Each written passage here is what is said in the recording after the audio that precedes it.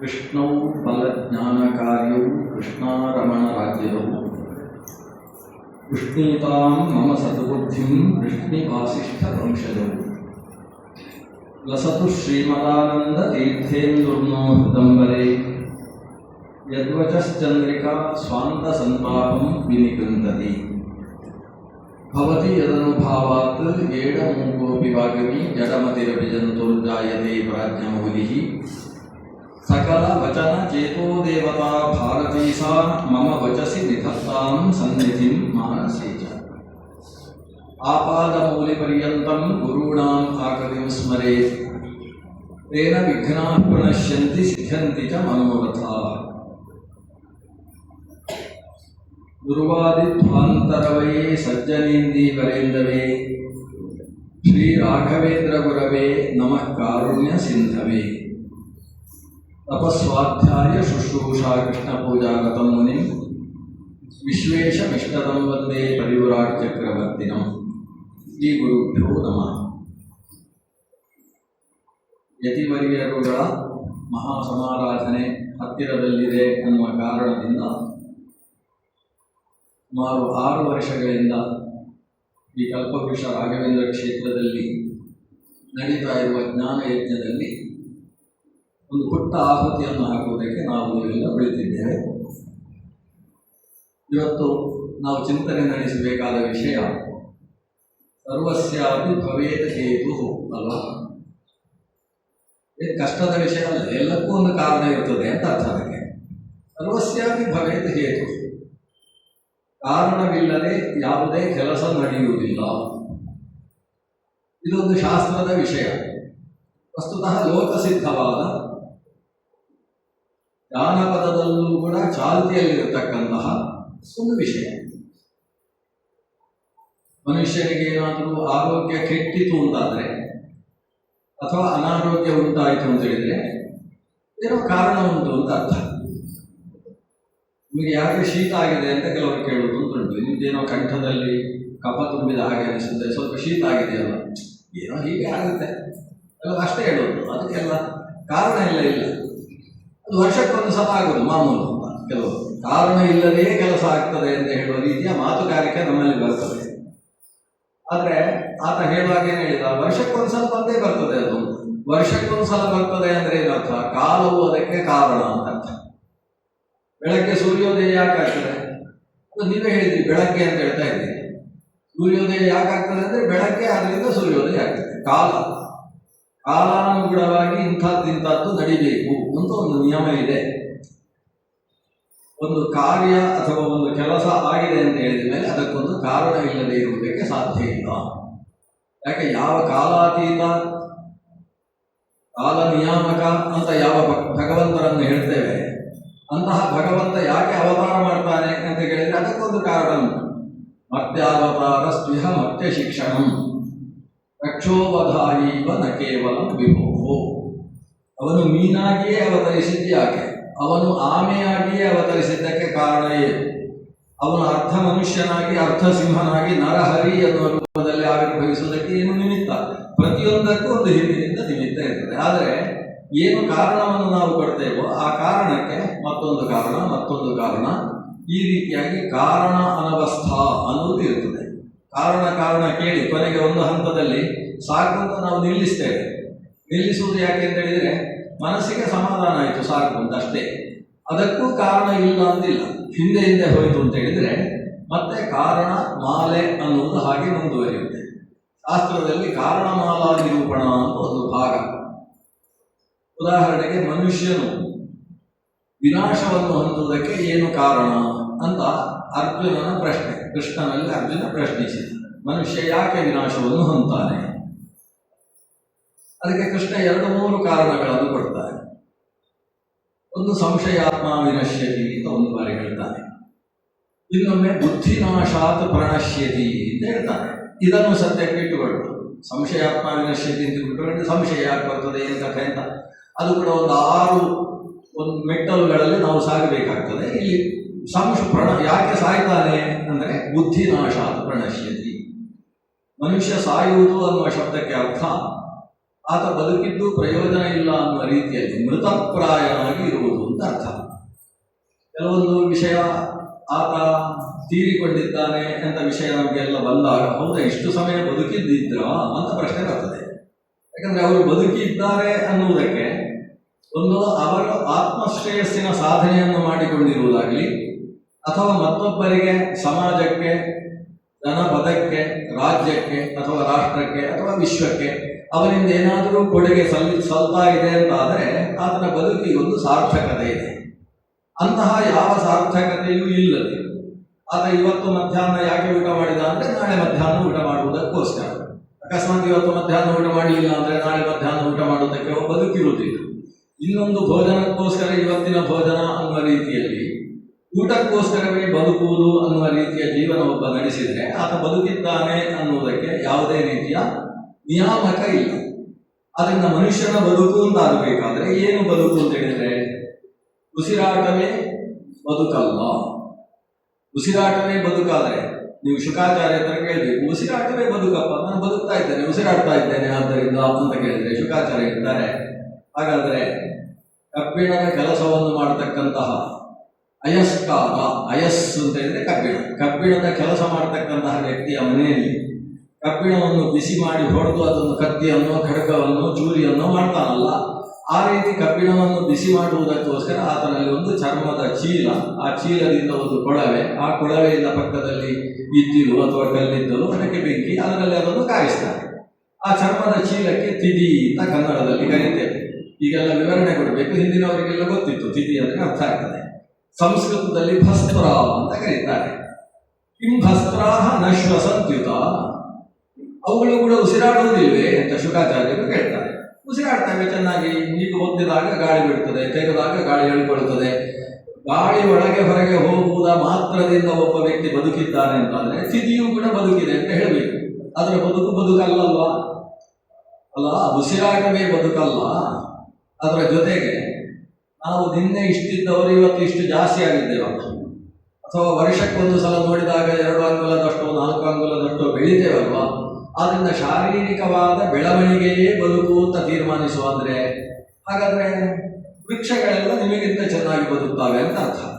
ಯಾಕಂದ್ರೆ ಇವತ್ತು ಬೆಳೆಸಿದಂತಹ ಬಳ್ಳಿ ನಾಳೆಯ ದಿವಸಕ್ಕೆ 8 ಅಲ್ಲ 12 ಅಂಗುಲದಷ್ಟು ಎತ್ತರಕ್ಕೆ ಬೆಳೀತದೆ. ಒಂದು ಸೂರ್ಯಾಸ್ತದಿಂದ ಮತ್ತೊಂದು ಸೂರ್ಯಾಸ್ತದ ಹೊತ್ತಿಗೆ ಅಷ್ಟು ಎತ್ತರಕ್ಕೆ ಅದು ಬೆಳೀತದೆ ಅಂದರೆ ಮನುಷ್ಯ ಅಷ್ಟು ಬೆಳೆಯುವುದಿಲ್ಲ. ಬೆಳೆಯುವಿಕೆ ಬದುಕು ಅಂತಾದರೆ ಮನುಷ್ಯನ ಬದುಕಿಗಿಂತ ವೃಕ್ಷಗಳ ಬದುಕು ಚೆನ್ನಾಗಿದೆ ಅಂತ ಹೇಳಬೇಕಾಗ್ತದೆ. ಹಾಗಾದರೆ ಬೆಳವಣಿಗೆ ಬದುಕಲ್ಲ, ಉಸಿರಾಟ ಬದುಕಲ್ಲ, ಇನ್ನೇನು ಬದುಕು ಅಂತ ಹೇಳಬೇಕು. ಅದರ ಜೊತೆಗೆ ಇನ್ನೊಂದು ವಿಷಯ ಇದೆ, ತಿನ್ನುವುದು ಮತ್ತು ತಿಂದದ್ದನ್ನು ಅರಗಿಸಿಕೊಳ್ಳುವುದು ಅಂತ ಈ ಕೆಲಸ ನಡೀತದೆ. ಇದನ್ನು ನಡೆಸುವುದರಿಂದ ನಾವು ಬದುಕಿದ್ದೇವೆ ಅನ್ನೋದು ತೀರ್ಮಾನಿಸ್ತೇವೆ ಅಂತ ಹೇಳಿದ್ರೆ ಹಾಗಾದ್ರೆ ನಿಮಗಿಂತ ಉತ್ತಮವಾದ ಬದುಕು ಸಿಕ್ಕಾಬಟ್ಟೆ ತಿಂದು ಸಿಕ್ಕಾಬಟ್ಟೆ ಅರಗಿಸಿಕೊಳ್ಳತಕ್ಕಂತಹ ಗ್ರಾಮ ಪಾಲ ಅಂತ ಕರೀತಾರೆ. ಕನ್ನಡದಲ್ಲಿ ನಾಯಿಗಳು ಅಂತ ಹೇಳಿದ್ರೆ ಅರ್ಥ ಆಗ್ತದೆ, ಸಂಸ್ಕೃತದಲ್ಲಿ ಗ್ರಾಮ ಪಾಲ ಅಂತ ಕರೀತಾರೆ. ಅವುಗಳು ನಾಶ್ನಂತಿ, ಅವುಗಳು ತಿಂದು ಅದನ್ನು ಅರಗಿಸಿಕೊಳ್ಳುವುದಿಲ್ಲೇನು. ಕಿಂ ಗ್ರಾಮ ಪಶವೋಪರೇ, ಗ್ರಾಮ ಪಶುಗಳು ಅನಿಸಿಕೊಂಡಂತಹ ನಾಯಿಗಳು. ಹಾಗಾದರೆ ಬದುಕು ನಾಯಿಪಾಡಿನ ಬದುಕು ಮನುಷ್ಯನದ್ದಲ್ಲ. ಬೆಳವಣಿಗೆಗಿಂತ, ಉಸಿರಾಟಕ್ಕಿಂತ, ತಿಂದು ಅರಗಿಸಿಕೊಳ್ಳುವುದಕ್ಕಿಂತ ಭಿನ್ನವಾದ ಒಂದು ಜೀವನದ ಯಾವುದೋ ಅಸ್ತಿತ್ವ ಅದು ಮನುಷ್ಯನ ಜೀವನದಲ್ಲಿ ಅಪೇಕ್ಷಿತವಾಗಿದೆ. ಅಂಥದ್ದು ಇಲ್ಲದೆ ಹೋದರೆ ಆತ ಬುದ್ಧಿನಾಶ, ಅವನ ಬುದ್ಧಿ ಯಾವುದಕ್ಕೂ ಪ್ರಯೋಜನಕ್ಕೆ ಬರಲಿಲ್ಲ. ಪ್ರಾಣಿಗಳಿಗಿದ್ದ ಬುದ್ಧಿಯ ಹಾಗೆ ವಿದ್ಯಾವಿಹೀನ ಪಶು ಅಂತ ಹೇಳಿದಾಗ ಒಂದು ಪಶು ಜೀವನ ಅವರದ್ದು ನಡೀತದೆ. ಅದಕ್ಕಿಂತ ಮೇಲಿನದ್ದಿದ್ದಾಗ ಅವ ಬದುಕಿದ್ದಾನೆ ಅಂತ ಅರ್ಥ. ಇಲ್ಲಿ ಹೋದರೆ ಮನುಷ್ಯನಾಗಿ ಅವನ ಬದುಕು ಇಲ್ಲ. ಅದನ್ನೇ ಹೇಳಿದ್ದು ಬುದ್ಧಿನಾಶ ಪ್ರಣಶ್ಯತಿ. ಬುದ್ಧಿನಾಶವಾದದ್ರಿಂದ ಆತ ಸತ್ತ ಅಂತ ಅರ್ಥ. ಬುದ್ಧಿನಾಶ ಯಾಕೆ ಆಗ್ತದೆ? ಇದ್ದ ಬುದ್ಧಿಯನ್ನು ನಾವು ಯಾಕೆ ಪ್ರಕಾಶದ ಸ್ಥಿತಿಗೆ ಯಾಕೆ ತರ್ತಾ ಇಲ್ಲ? ಬುದ್ಧಿನಾಶದ ಸ್ಥಿತಿಯಲ್ಲಿ ಯಾಕಿದ್ದೇವೆ? ಹೀಗೆ ಕಾರಣ ಮಾಲೆ. ಪ್ರಣಾಶಕ್ಕೆ ಕಾರಣ ಬುದ್ಧಿನಾಶ ಅಂತ ಆದರೆ ಆ ಬುದ್ಧಿ ಭ್ರಂಶಕ್ಕೆ ಕಾರಣ ಏನು? ಅದಕ್ಕೊಂದು ಕಾರಣ ಕೊಟ್ಟರೆ ಅದಕ್ಕೇನು ಕಾರಣ? ಕೃಷ್ಣ ಎಲ್ಲಿಂದ ಪ್ರಾರಂಭ ಮಾಡ್ತಾನೆ ಅಂತ ಹೇಳಿದ್ರೆ, ಮನುಷ್ಯ ಏನನ್ನು ಆಲೋಚಿಸ್ತಾ ಇರ್ತಾನೆ, ಅದು ಒಳ್ಳೆಯದ್ದು ಅಂತಾದರೆ ಅದು ಒಳ್ಳೆಯ ಕಡೆಗೆ ಎಳ್ಕೊಂಡು ಎತ್ತರಕ್ಕೆ ಸಾಗಿಸ್ತದೆ. ಕೆಟ್ಟ ಆಲೋಚನೆಯನ್ನು ಮಾಡಿದ ಅಂದರೆ ಅದು ಕೆಳಗೆ ಇಳಿಯುವಂತಹ ಮೆಟ್ಟಲಾಗ್ತದೆ. ನಾವು ಆಟ ಆಡುವಂತಹ ಹಾವು ಏಣಿಯಲ್ಲಿದ್ದ ಹಾಗೆ ನಮ್ಮದು ಏಣಿಯ ಸ್ಥಿತಿಯ ಚಿಂತನೆ ಬೇಕೇ ಹೊರತು ಹಾವಿನ ಸ್ಥಿತಿಯ ಚಿಂತನೆ ಇರಬಾರ್ದು. ಆ ಸರ್ಪ ಸದೃಶವಾದ ಚಿಂತನೆ ಅನ್ನೋದು ಅಧಪಾತಕ್ಕೆ ಹೇತು, ನಿಚ್ಚಣಿಕೆಗೆ ಸಂಬಂಧಪಟ್ಟಂತಹ ಚಿಂತನೆ ಅನ್ನೋದು ಊರ್ಧ್ವಗಮನಕ್ಕೆ ಹೇತುವಾದದ್ದು. ಆತ ಏನು ಧ್ಯಾಯತೋ ವಿಷಯಾನ್ ಪುಂಸಃ ಸಂಗಸ್ತೇಷೂಪಜಾಯತೆ ಸಂಗಾತ್ ಸಂಜಾಯತೆ ಕಾಮಃ ಕಾಮಾತ್ ಕ್ರೋಧೋ ವಿಜಾಯತೆ ಕ್ರೋಧಾತ್ ಭವತಿ ಸಮೋಹಃ ಸಮೋಹಾತ್ ಸ್ಮೃತಿ ವಿಭ್ರಮಃ ಸ್ಮೃತಿಭ್ರಂಶಾತ್ ಬುದ್ಧಿನಾಶಃ ಬುದ್ಧಿನಾಶಾತ್ ಪ್ರಣಶ್ಯತಿ. ಇದಕ್ಕೆ ಕಾರಣಮಾಲ ಅಂತ ಹೆಸರು. ಆತನ ಪ್ರಣಾಶಕ್ಕೆ ಹೇತು ಬುದ್ಧಿನಾಶ ಅಂತ ಹೇಳಿ. ಬುದ್ಧಿನಾಶ ಯಾಕೆ ಯಾಕೆ ಯಾಕೆ ಅಂತ ಕೇಳ್ತಾ ಹೋದರೆ ಶುರು ಆಗುವುದು ಎಲ್ಲಿಂದ ಅಂದರೆ ಧ್ಯಾಯತ್ವ ವಿಷಯಾನ್ ಪುಂಸಃ, ವಿಷಯ ಪದಾರ್ಥಗಳನ್ನು ಮನುಷ್ಯ ಆಲೋಚನೆ ಮಾಡ್ತಾ ಇರ್ತಾನೆ. ವಿಷಯ ಪದಾರ್ಥ ಅಂದರೆ ವಿಷಯ ಅನ್ನೋದಕ್ಕೆ ಶ್ರೀಮನ್ ಮಧ್ವಾಚಾರ್ಯರು ಹೇಳಿದ ಅರ್ಥ ಏನು ಅಂದರೆ ವಿಷದ ಕಡೆಗೆ ನಮ್ಮನ್ನು ಸೆಳೆದೊಯ್ಯುವಂಥದ್ದು. ವಿಷಂ ಪ್ರತಿ ಯಾಪಯಂತಿ ಇತಿ ವಿಷಯ, ವಿಷದ ಕಡೆಗೆ ನಮ್ಮನ್ನು ಸಾಗಿಸುವಂತಹದ್ದನ್ನು ವಿಷಯ ಪದಾರ್ಥಗಳು ಅಂತ ಕರೆಯುವುದು. ವಿಷಯ ಅನ್ನುವ ಶಬ್ದ ಪುರಾಣಗಳಲ್ಲಿ ಅನೇಕ ಬಾರಿ ಬೇರೆ ಬೇರೆ ಅರ್ಥದಲ್ಲಿ ಬಂದದ್ದಿದೆ. ಆದರೆ ಇದು ಒಂದು ಅರ್ಥ ವಿಷಯ ಅನ್ನುವ ಶಬ್ದಕ್ಕೆ.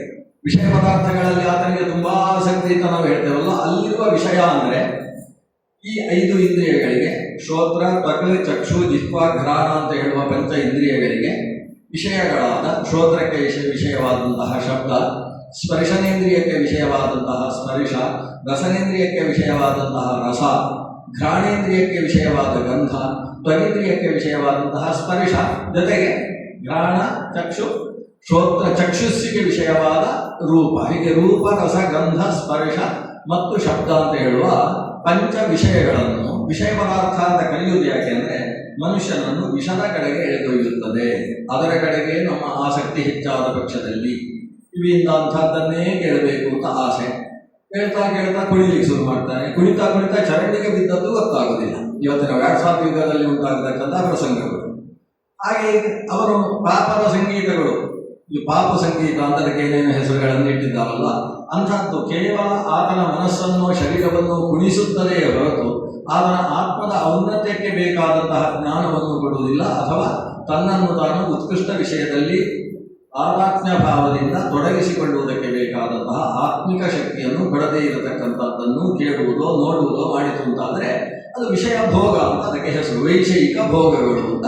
ಈ ವಿಷಯ ಪದಾರ್ಥದ ಭೋಗದಲ್ಲಿ ಮನುಷ್ಯ ಯಾವಾಗ ಅದನ್ನೇ ಆಲೋಚನೆ ಮಾಡ್ತಾ ಇರ್ತಾನೆ, ಆವಾಗ ಸಂಘ ದೇಶು ಉಪಜಾಯತೆ, ಅದರಲ್ಲಿ ಆತನಿಗೆ ಸಂಘ ಉಂಟಾಗ್ತದೆ. ಇದು ಮೊದಲು ವಿಷಯ ಧ್ಯಾನ. ವಿಷಯ ಧ್ಯಾನದಿಂದ ಉಂಟಾಗತಕ್ಕಂಥದ್ದು ವಿಷಯದಲ್ಲಿ ಸಂಘ. ಸಂಘ ಅಂದರೆ ಶಕ್ತಿ, ಶಕ್ತಿ ಅಂದರೆ ಆಸಕ್ತಿ. ಆಸಕ್ತಿ ಸಾಕಾಗಲಿಲ್ಲ ಅಂದರೆ ಅತ್ಯಾಸಕ್ತಿ ಅಂತ ಸೇರಿಸಿಕೊಳ್ಳುವುದು. ಅದರಲ್ಲಿ ಸಿಕ್ಕಾಪಟ್ಟೆ ಆಸಕ್ತಿ. ಅವರಿಗೆ ಮನೆಯಲ್ಲಿ ಈ ದೂರದರ್ಶನದ ಪೆಟ್ಟಿಗೆ ಇರಲಿ, ಈಗೆಲ್ಲ ಪೆಟ್ಟಿಗೆ ಅಲ್ಲ, ಈಗ ಒಂದು ರೀತಿಯಲ್ಲಿ ಹಾಳೆ ಬರ್ತದೆ, ದೂರದರ್ಶನದ ಹಾಳೆಗಳೆಲ್ಲ ಅದು ಇರಲಿಲ್ಲ. ಅಥವಾ ದೂರದರ್ಶನ ಅಂತ ಬೇಕಾದರೆ ಕರೀರಿ. ಕೆಲವರಿಗೆ ಬೇಸರ ಆಗ್ಬೋದು, ಹಾಗೆಲ್ಲ ಕರಿಬಾರ್ದು, ಅದಕ್ಕೆ ಕೈ ಮುಗಿಬೇಕು ಬೆಳಗ್ಗೆ ಅಂತ ಹೇಳುವವರು ಇರ್ಬೋದು. ಅದು ಆ ದೂರದರ್ಶನದ ಪೆಟ್ಟಿಗೆ ಅವರ ಮನೆಯಲ್ಲಿ ಇರಲಿಲ್ಲ. ಅದಕ್ಕೋಸ್ಕರ ಹುಡುಗ ಪಕ್ಕದ ಮನೆಗೆ ಹೋಗ್ತಿದ್ದ. ಆವಾಗ T20 ಎಲ್ಲ ಇರಲಿಲ್ಲ, ಇನ್ಯಾವುದು 20 420 ಅನ್ನೋದು ಯಾವುದೋ ಬೇರೆ ಸ್ಥಳಕ್ಕೆ ಇರ್ತಿತ್ತು. ಅದನ್ನು ನೋಡುವುದಕ್ಕೋಸ್ಕರ ಆತ ಪಕ್ಕದ ಮನೆಗೆ ಹೋದ. ಪಕ್ಕದ ಮನೆಯಲ್ಲಿ ಅದನ್ನು ನೋಡಿ ಅವನಿಗೆ ಭಾರಿ ಖುಷಿ. ರಾತ್ರಿಯೆಲ್ಲ ಅದರದ್ದೇ ಧ್ಯಾನ, ನಿದ್ದೆ ಬರಲಿಲ್ಲ. ಅವರ ಮನೆಯಲ್ಲಿದೆ, ನಮ್ಮ ಮನೆಯಲ್ಲಿಲ್ಲ ಅಂತ. ಇದು ಇಲ್ಲಿ ಸುಗಾದದ್ದು. ಧ್ಯಾಯತೋ ವಿಷಯಾನ್ ಪುಂಸಃ, ಮನಸ್ಸಿನಲ್ಲಿ ಆ ವಿಷಯ ಪದಾರ್ಥದ ಬಗ್ಗೆ ಧ್ಯಾನ ಪ್ರಾರಂಭ ಆಯ್ತಾ. ಪ್ರಾರಂಭ ಆದ ಮೇಲೆ ಅದರ ಬಗ್ಗೆ ಆಸಕ್ತಿ ಉಂಟಾಯಿತು. ಸಂಘ ದೇಶು ಉಪಜಾಯತೆ, ಅವನಿಗೆ ಆಸಕ್ತಿ ಹುಟ್ಟಿತು. ಅದು ಬೇಕು ಬೇಕು.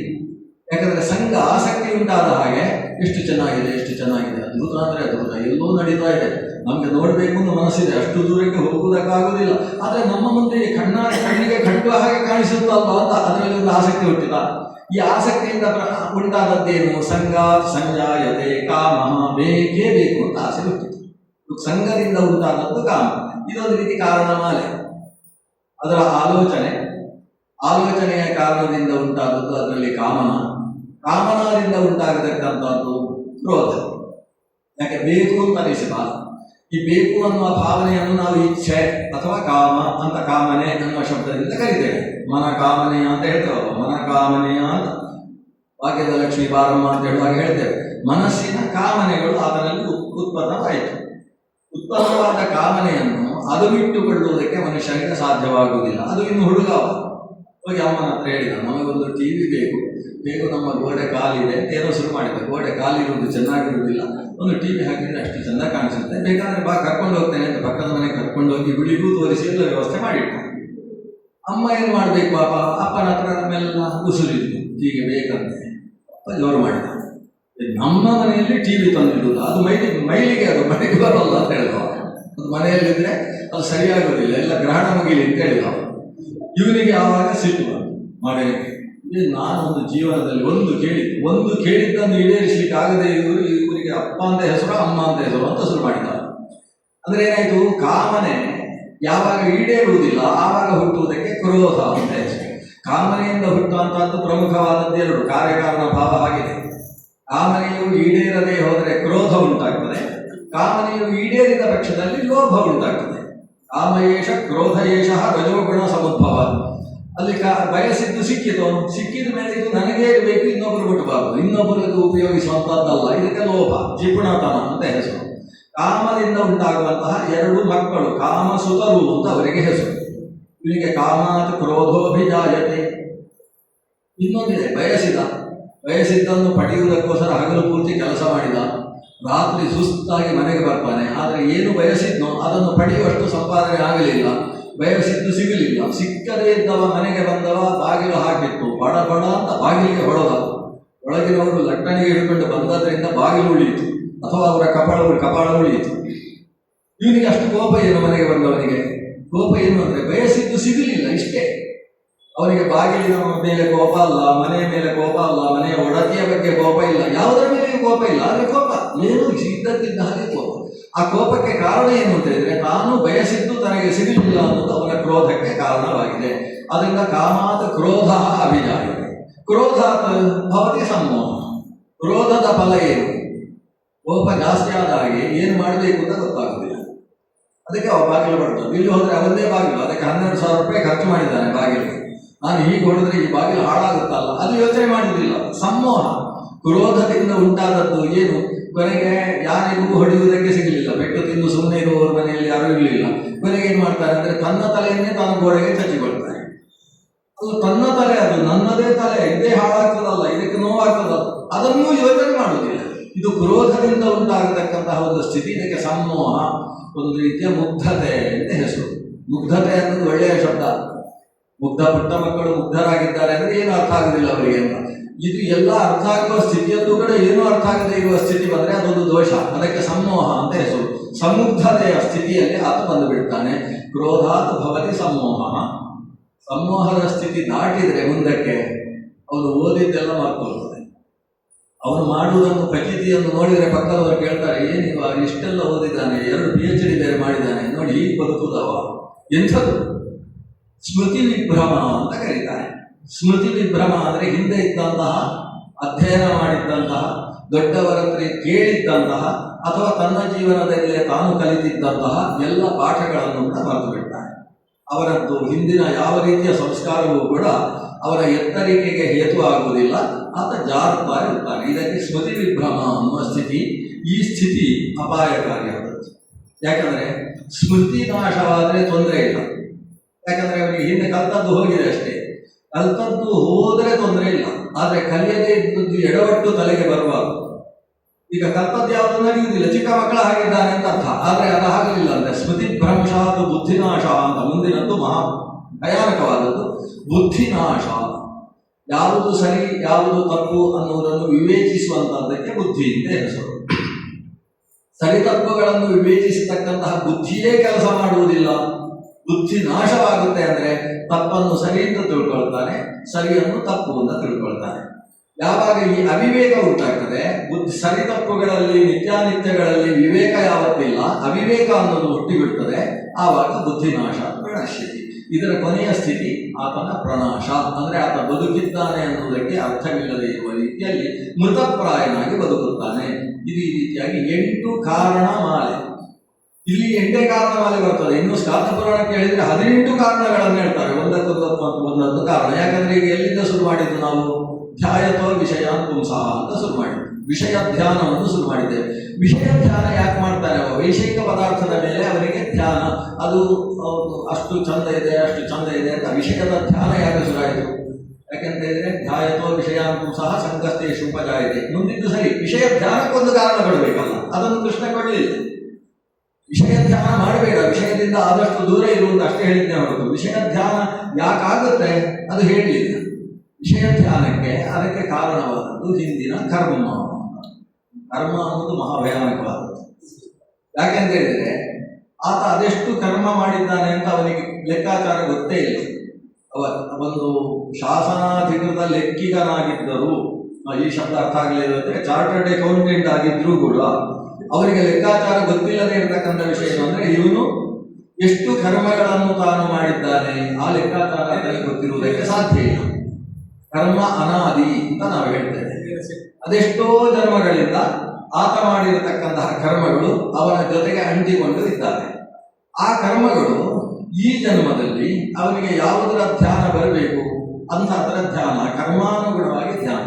ಇವತ್ತು ಅವನಿಗೆ ವೈಷಯಿಕ ಉಪಭೋಗಗಳ ಧ್ಯಾನವೇ ಬರ್ತಾ ಇದ್ದರೆ ನಾಳೆ ಇದ್ದಕ್ಕಿದ್ದ ಹಾಗೆ ಸಂಪೂರ್ಣ ವ್ಯತಿರಿಕ್ತವಾದ ಧ್ಯಾನ ಬರ್ಬೋದು.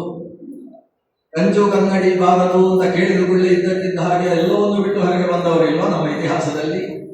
ಅಥವಾ ನಮ್ಮ ನವಕೋಟಿ ನಾರಾಯಣನೂ ಕೂಡ ಒಂದು ಪ್ರಕರಣ, ಕೇವಲ ಮೂಗುತಿಯ ಪ್ರಕರಣ, ಹೆಂಡತಿ ಪ್ರಾಣ ಹೆಂಡತಿ ಅಂತ ಅಷ್ಟೇ ವಿಷಯಕ್ಕೆ ಆದ ಹಿಂದಕ್ಕೆ ಬಂದು ತಾನು ತನ್ನ ಸಂಸಾರದ ವಿಷಯ ಭೋಗಗಳ ಕಡೆಗೆ ಸಂಪೂರ್ಣ ವೈರಾಗ್ಯವನ್ನು ತಾಳಿ ತನ್ನದ್ದಾದಂತಹ ನವಕೋಟಿ ಸಂಪತ್ತುಗಳನ್ನು ಬಡಬಗ್ಗರಿಗೆ ದಾನವನ್ನು ಕೊಟ್ಟು ತಾನು ಆತ್ಮಶ್ರೇಯಸ್ಸಿನ ಸಾಧನೆಯನ್ನು ಮಾಡಬೇಕು ಅಂತ ಅಂತರ್ಮುಖನಾಗಿ ನಿಂತು ತಾನು ಎಷ್ಟು ಕೀರ್ತನೆಗಳನ್ನು ರಚಿಸ್ತಾ ಬೀದಿ ಬೀದಿಗಳಲ್ಲಿ ಸಾಗಿ ಪ್ರತಿಯೊಬ್ಬರಿಗೂ ಕೂಡ ಆ ಅಧ್ಯಾತ್ಮದ ದಾರಿಯನ್ನು ತೋರಿಸತಕ್ಕಂಥ ಕರ್ನಾಟಕ ಸಂಗೀತದ ಪಿತಾಮಹನಾಗಿ ಬೆಳಗಲಿಲ್ವಾ? ಅಷ್ಟಕ್ಕೆ ಏನು ಕಾರಣ ಆಯಿತು? ಯಾವುದೋ ಒಂದು ಪುಟ್ಟ ಕಾರಣ ಇಲ್ಲದೆ ಯಾವುದು ನಡೆಯುವುದಿಲ್ಲ. ಹೇಳುವುದಕ್ಕೆ ಪುಟ್ಟದು ಅಂತ. ಸರ್ವಸ್ಯಾಪಿ ಭವೇದ ಹೇತು ಇಲ್ಲದೆ ಯಾವುದು ನಡೆಯುವುದಿಲ್ಲ. ಏನು ಇದ್ದಕ್ಕಿದ್ದ ಹಾಗೆ ಆದರೂ ಅವರು ಹಾಗೆ ಅಕಸ್ಮಾತ್ ಆಗಿ ನಡೆಯಿತು ಅಂತ ನಾವು ಹೇಳ್ತೇವೆ. ಅಕಸ್ಮಾತ್ ಅನ್ನುವ ಶಬ್ದಕ್ಕೆ ಅರ್ಥ ಕಾರಣವಿಲ್ಲದೆ. ಸಂಸ್ಕೃತದಲ್ಲಿ ಕಸ್ಮಾತ್ ಅಂದರೆ ಕಸ್ಮಾಚಿತ್ ಕಾರಣ ಅಂತ ಅರ್ಥ. ಅಕಸ್ಮಾತ್ ಅಂದರೆ ಯಾವುದೋ ಒಂದು ಕಾರಣದಿಂದ. ಅಕಸ್ಮಾತ್ ಅಂದರೆ ಕಸ್ಮಾದಪಿ ನ, ಯಾವುದೇ ಕಾರಣದಿಂದ ಅಲ್ಲ, ಅದು ಯಾದೃಚ್ಛಿಕವಾಗಿ ನಡೆದದ್ದು. ಒಂದು ಕ್ರಮ ಉಂಟು. ಅವನೊಬ್ಬ ತಲೆಯಲ್ಲಿ ಕೂದಲು ಇಲ್ಲ ಅಂತ ಅವನಿಗೆ ಇತ್ತು, ಆರಂಭದಲ್ಲಿ ಇತ್ತು. ಮದುವೆ ಆದಮೇಲೆ ಕೂದಲೆಲ್ಲ ಇಡಬೇಕಿರುತ್ತೆ. ಕೆಲವರಿಗೆ ಮದುವೆ ಆದ ಕೂಡಲೇ ಕೂದಲು ಹೋಗುತ್ತೆ, ಹೆಚ್ಚು ತಲೆ ಬಿಸಿ ಮಾಡಿಕೊಂಡವರಿಗೆಲ್ಲ ಕೂದಲು ಇಳಿಯುವುದು. ಕೆಲವರಿಗೆ ಮದುವೆ ಆಗುವುದಕ್ಕಿಂತ ಮುಂಚೆಯೇ ಕೂದಲು ಹೋಗುವುದು, ಯಾಕಂದ್ರೆ ಮದುವೆ ಆಗಲಿಲ್ಲ ಅಂತ ತಲೆ ಬಿಸಿ ಮಾಡಿಕೊಳ್ಳೋದು. ಒಟ್ಟೊಂದಲ್ಲಿ ಆದರೆ ಕೂದಲಿಲ್ಲದೆ ಇದ್ದ ತಲೆ, ಗೋಳು ತಲೆ ಇಲ್ಲ ಉಳ್ಳಂತಹ ವ್ಯಕ್ತಿಗೆ ಸಂಸ್ಕೃತದಲ್ಲಿ ಕಲ್ವಾಟ ಅಂತ ಇದೆ. ಕಲ್ವಾಟೋ ದಿವಸೇಶ್ವರಸ್ಯ ಕಿರಣಾತ್ ಸಂತಾಪಿತೋ ಮಸ್ತಕೆ. ಅದು ಬಿಸಿಲುಗಾಲ, ಆಕಾಶದಲ್ಲಿ ಸೂರ್ಯ ಉರಿತಾ ಇದ್ದಾನೆ, ಮಧ್ಯಾಹ್ನದ ಸೂರ್ಯ. ಸೂರ್ಯನ ಬಿಸಿಲಿನಿಂದ ಇವನ ತಲೆಯಲ್ಲಿ ಬೆವರು ಇಳಿತಾ ಇದೆ, ಬಿಂದು ಬಿಂದುವಾಗಿ ಬರ್ತದೆ, ಜಾರ್ತದೆ, ಕಣ್ಣಿನ ಮೇಲೆ ಬರ್ತದೆ, ಮೂಗಿಗೆ ಬಂದು ರಗಳೆ ಆಗ್ತಾ ಇದೆ ಅವನಿಗೆ. ತಲೆಯಲ್ಲಿ ಬಿಸಿಲು, ಮಧ್ಯಾಹ್ನದ ನಡು ಮಧ್ಯಾಹ್ನದ ಬಿಸಿಲಿನಿಂದಾಗಿ ತಲೆಯಲ್ಲಿ ಬೆವರು ಇಳಿತಾ ಇದೆ. ಈ ದಿವಸೇಶ್ವರನ ಕಿರಣದಿಂದ ಆತ ಮಸ್ತಕದಲ್ಲಿ ಸಂತಾಪಿತನಾಗಿ ಏನಾದರೂ ನೆರಳು ಬೇಕಲ್ಲ ಅಂತ ಹುಡುಕಿಕೊಂಡು ಹೋದರೆ ನೆರಳು ಸಿಗಲಿಲ್ಲ, ಸರಿಯಾದ ಮರ ಸಿಗಲಿಲ್ಲ. ಎಲ್ಲೋ ಮರ ಅಲ್ಲಿದೆ, ಆದರೆ ಮುಳ್ಳಿನ ದಾರಿಯಲ್ಲಿ ಹೋಗಿ ಮರದಾಡಿಯಲ್ಲಿ ಕೂತುಕೊಳ್ಬೇಕು ಅಷ್ಟು ಆಸಕ್ತಿ ಬರಲಿಲ್ಲ. ಅಷ್ಟೊತ್ತಿಗೊಂದು ತೆಂಗಿನ ಮರ ಕಂಡಿತು. ತೆಂಗಿನ ಮರದ ನೆರಳು ಅಷ್ಟು ದೂರದಲ್ಲಿದೆ, ಅಲ್ಲಿ ಹೋಗಿ ಬಿಡ್ತೇನೆ ಅಂತ ಅಲ್ಲಿಗೆ ಹೋಗುವುದಕ್ಕೂ ಒಂದು ತೆಂಗಿನಕಾಯಿ ಬೀಳುವುದಕ್ಕೂ ಸರಿ ಹೋಯ್ತಂತೆ. ತತ್ರಾಪ್ಯೇಕ ಫಲೇನ ದೂರಿ ಪತತ ಭಗ್ನಂ ಸಶಬ್ದಂ ಶಿರಃ. ತಲೆ ಒಡೆದು ಹೋಯ್ತಂತೆ. ಭಗ್ನಂ ಸಶಬ್ದಂ ಶಿರಃ ಪ್ರಾಯೋ ಗಚ್ಚತಿ ಯತ್ರ ದೈವ ಹತಕಃ ತತ್ರೈವ ಯಾಂತಿ ಆಪದಃ.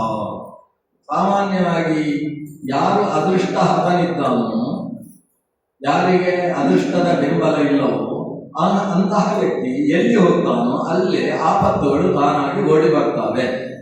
ಯಾರು ಅದೃಷ್ಟಶಾಲಿ ಅಲ್ಲವೋ ಅವನು ಸಮುದ್ರಕ್ಕೆ ಹೋದರೂ ಕೂಡ ಮೊಣಕಾಲು ತನಕ ಮಾತ್ರ ನೀರು ಅಂತ ಕನ್ನಡದಲ್ಲೆಲ್ಲ ಭಾರಿ ಗಾದೆಗಳುಂಟು.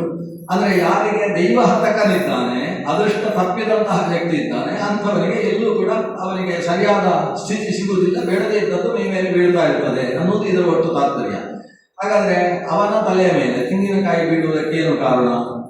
ಅವನು ತೆಂಗಿನ ಮರದ ಬುಡಕ್ಕೆ ಹೋದದ್ದು ಕಾರಣ. ಅದು ಹೋಗುವುದಕ್ಕೆ ಎಷ್ಟು ಜನ ಹೋಗುವುದಿಲ್ಲ. ಅಷ್ಟು ಜನ ಹೋದವರ ತಲೆ ಮೇಲೆ ಬೀಳದೆ ಇದ್ದದ್ದು ಇವನ ತಲೆ ಮೇಲೆ ಬೀಳ್ತು ಯಾಕೆ? ಅದಕ್ಕೆ ಅದು ಕೂಡ ತಲೆ ಕೂದಲಿದ್ರೆ ಸ್ವಲ್ಪ ಅದರ ಪೇಟು ಕಡಿಮೆ ಆಗ್ತಿತ್ತು. ಇದು ಹಾಗಲ್ಲ, ಕಲ್ವಾಟ ಅವರ ತಲೆಗೆ ಭಗ್ನಂ ಸಶಬ್ದಂ ಶಿರಃ, ಶಬ್ದ ಸಹಿತವಾಗಿ ಅದು ಒಂದು ಟಪ್ಪು ಅಂತ ಶಬ್ದ ಆಗಿದ್ದರೆ ಹೊಡೆದು ಹೊಡಿತಂತೆ. ಹೀಗೆ ಇಷ್ಟೆಲ್ಲ ಆಗುವುದಕ್ಕೆ ಏನು ಕಾರಣ? ಬೇರೆಯವರಿಗೆ ಆಗಲಿಲ್ಲ, ಅದಕ್ಕೆ ಏನಿಲ್ಲ.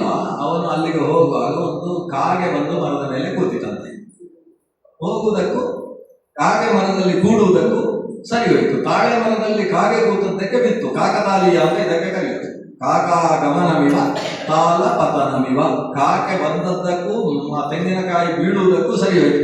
ಅದಕ್ಕೆ ಅಷ್ಟೇ ಸರಿ ಹೋದದ್ದಲ್ಲ, ಅದು ಕೆಳಗೆ ಬೀಳುವ ಹೊತ್ತಿಗೆ ಇವಾದ ಅಡಿಗೆ ಹೋಗಿ ಸೇರಿದ್ದಕ್ಕೂ ಸರಿ ಹೋಯಿತು, ಅದು ಬಿತ್ತು. ಇಷ್ಟು ಇದು ಸರಿ ಹೋಯಿತು ಯಾಕೆ? ಕಾರಣ ಇಲ್ಲ. ಯಾಕಂದ್ರೆ ಬೇರೆಯವರು ಹೋದಾಗ ಬೀಳಲಿಲ್ಲ, ಇವರು ಹೋದಾಗ ಬಿತ್ತು. ಏನು ಕಾರಣ ಇಲ್ಲದೆ ಆಯ್ತಲ್ಲ.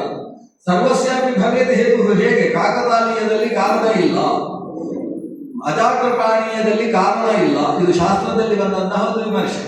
ಅಜಾಕೃಪಾಣ ಅಂತ ಹೇಳಿದ್ರೆ ಏನು? ಮೇಲೆ ಒಂದು ಕತ್ತಿ ಕಟ್ಟಿದೆ, ಹಿಂದೆಲ್ಲ ಕತ್ತಿ ಗೋವಿ ಅದನ್ನೆಲ್ಲ ಎತ್ತರದಲ್ಲಿ ಕಟ್ಟಿಡುವುದು. ಯಾಕಂದ್ರೆ ಎತ್ತು ನಿಂತಾಗ ಕಣ್ಣು ಬಿಳಿ ಹೀಗೆ ಎಳೆದಾಗ ಸಿಗಬೇಕು ಅಂತ ಮೇಲೆ ಕಟ್ಟಿರ್ತಾರೆ. ಒಂದು ಆಡು ಮನೆಯಲ್ಲಿ ಸಾಕಿದ ಆಡು, ಅದು ಹಾಗೆ ಬರ್ತಾ ಇದೆ. ಒಂದು ಈ ಕತ್ತಿ ಇರುವ ಜಾಗಕ್ಕೆ ಬರ್ತಾ ಇದೆ, ಅಷ್ಟೊತ್ತಿಗೆ ಕತ್ತಿ ಬಿತ್ತಂತೆ. ಬಿದ್ದ ಕತ್ತಿ ಸರಿಯಾಗಿ ಅದರ ಕಂಠಕ್ಕೆ ಬೀಳಬೇಕ. ಇದಕ್ಕೆ ಅಜಾಕೃಪಾಣೀಯ ಅಂತ ಕರೀತಾರೆ. ಅಜ ಮತ್ತು ಕೃಪಾಣ. ಕೃಪಾಣ ಅಂದ್ರೆ ಕತ್ತಿ.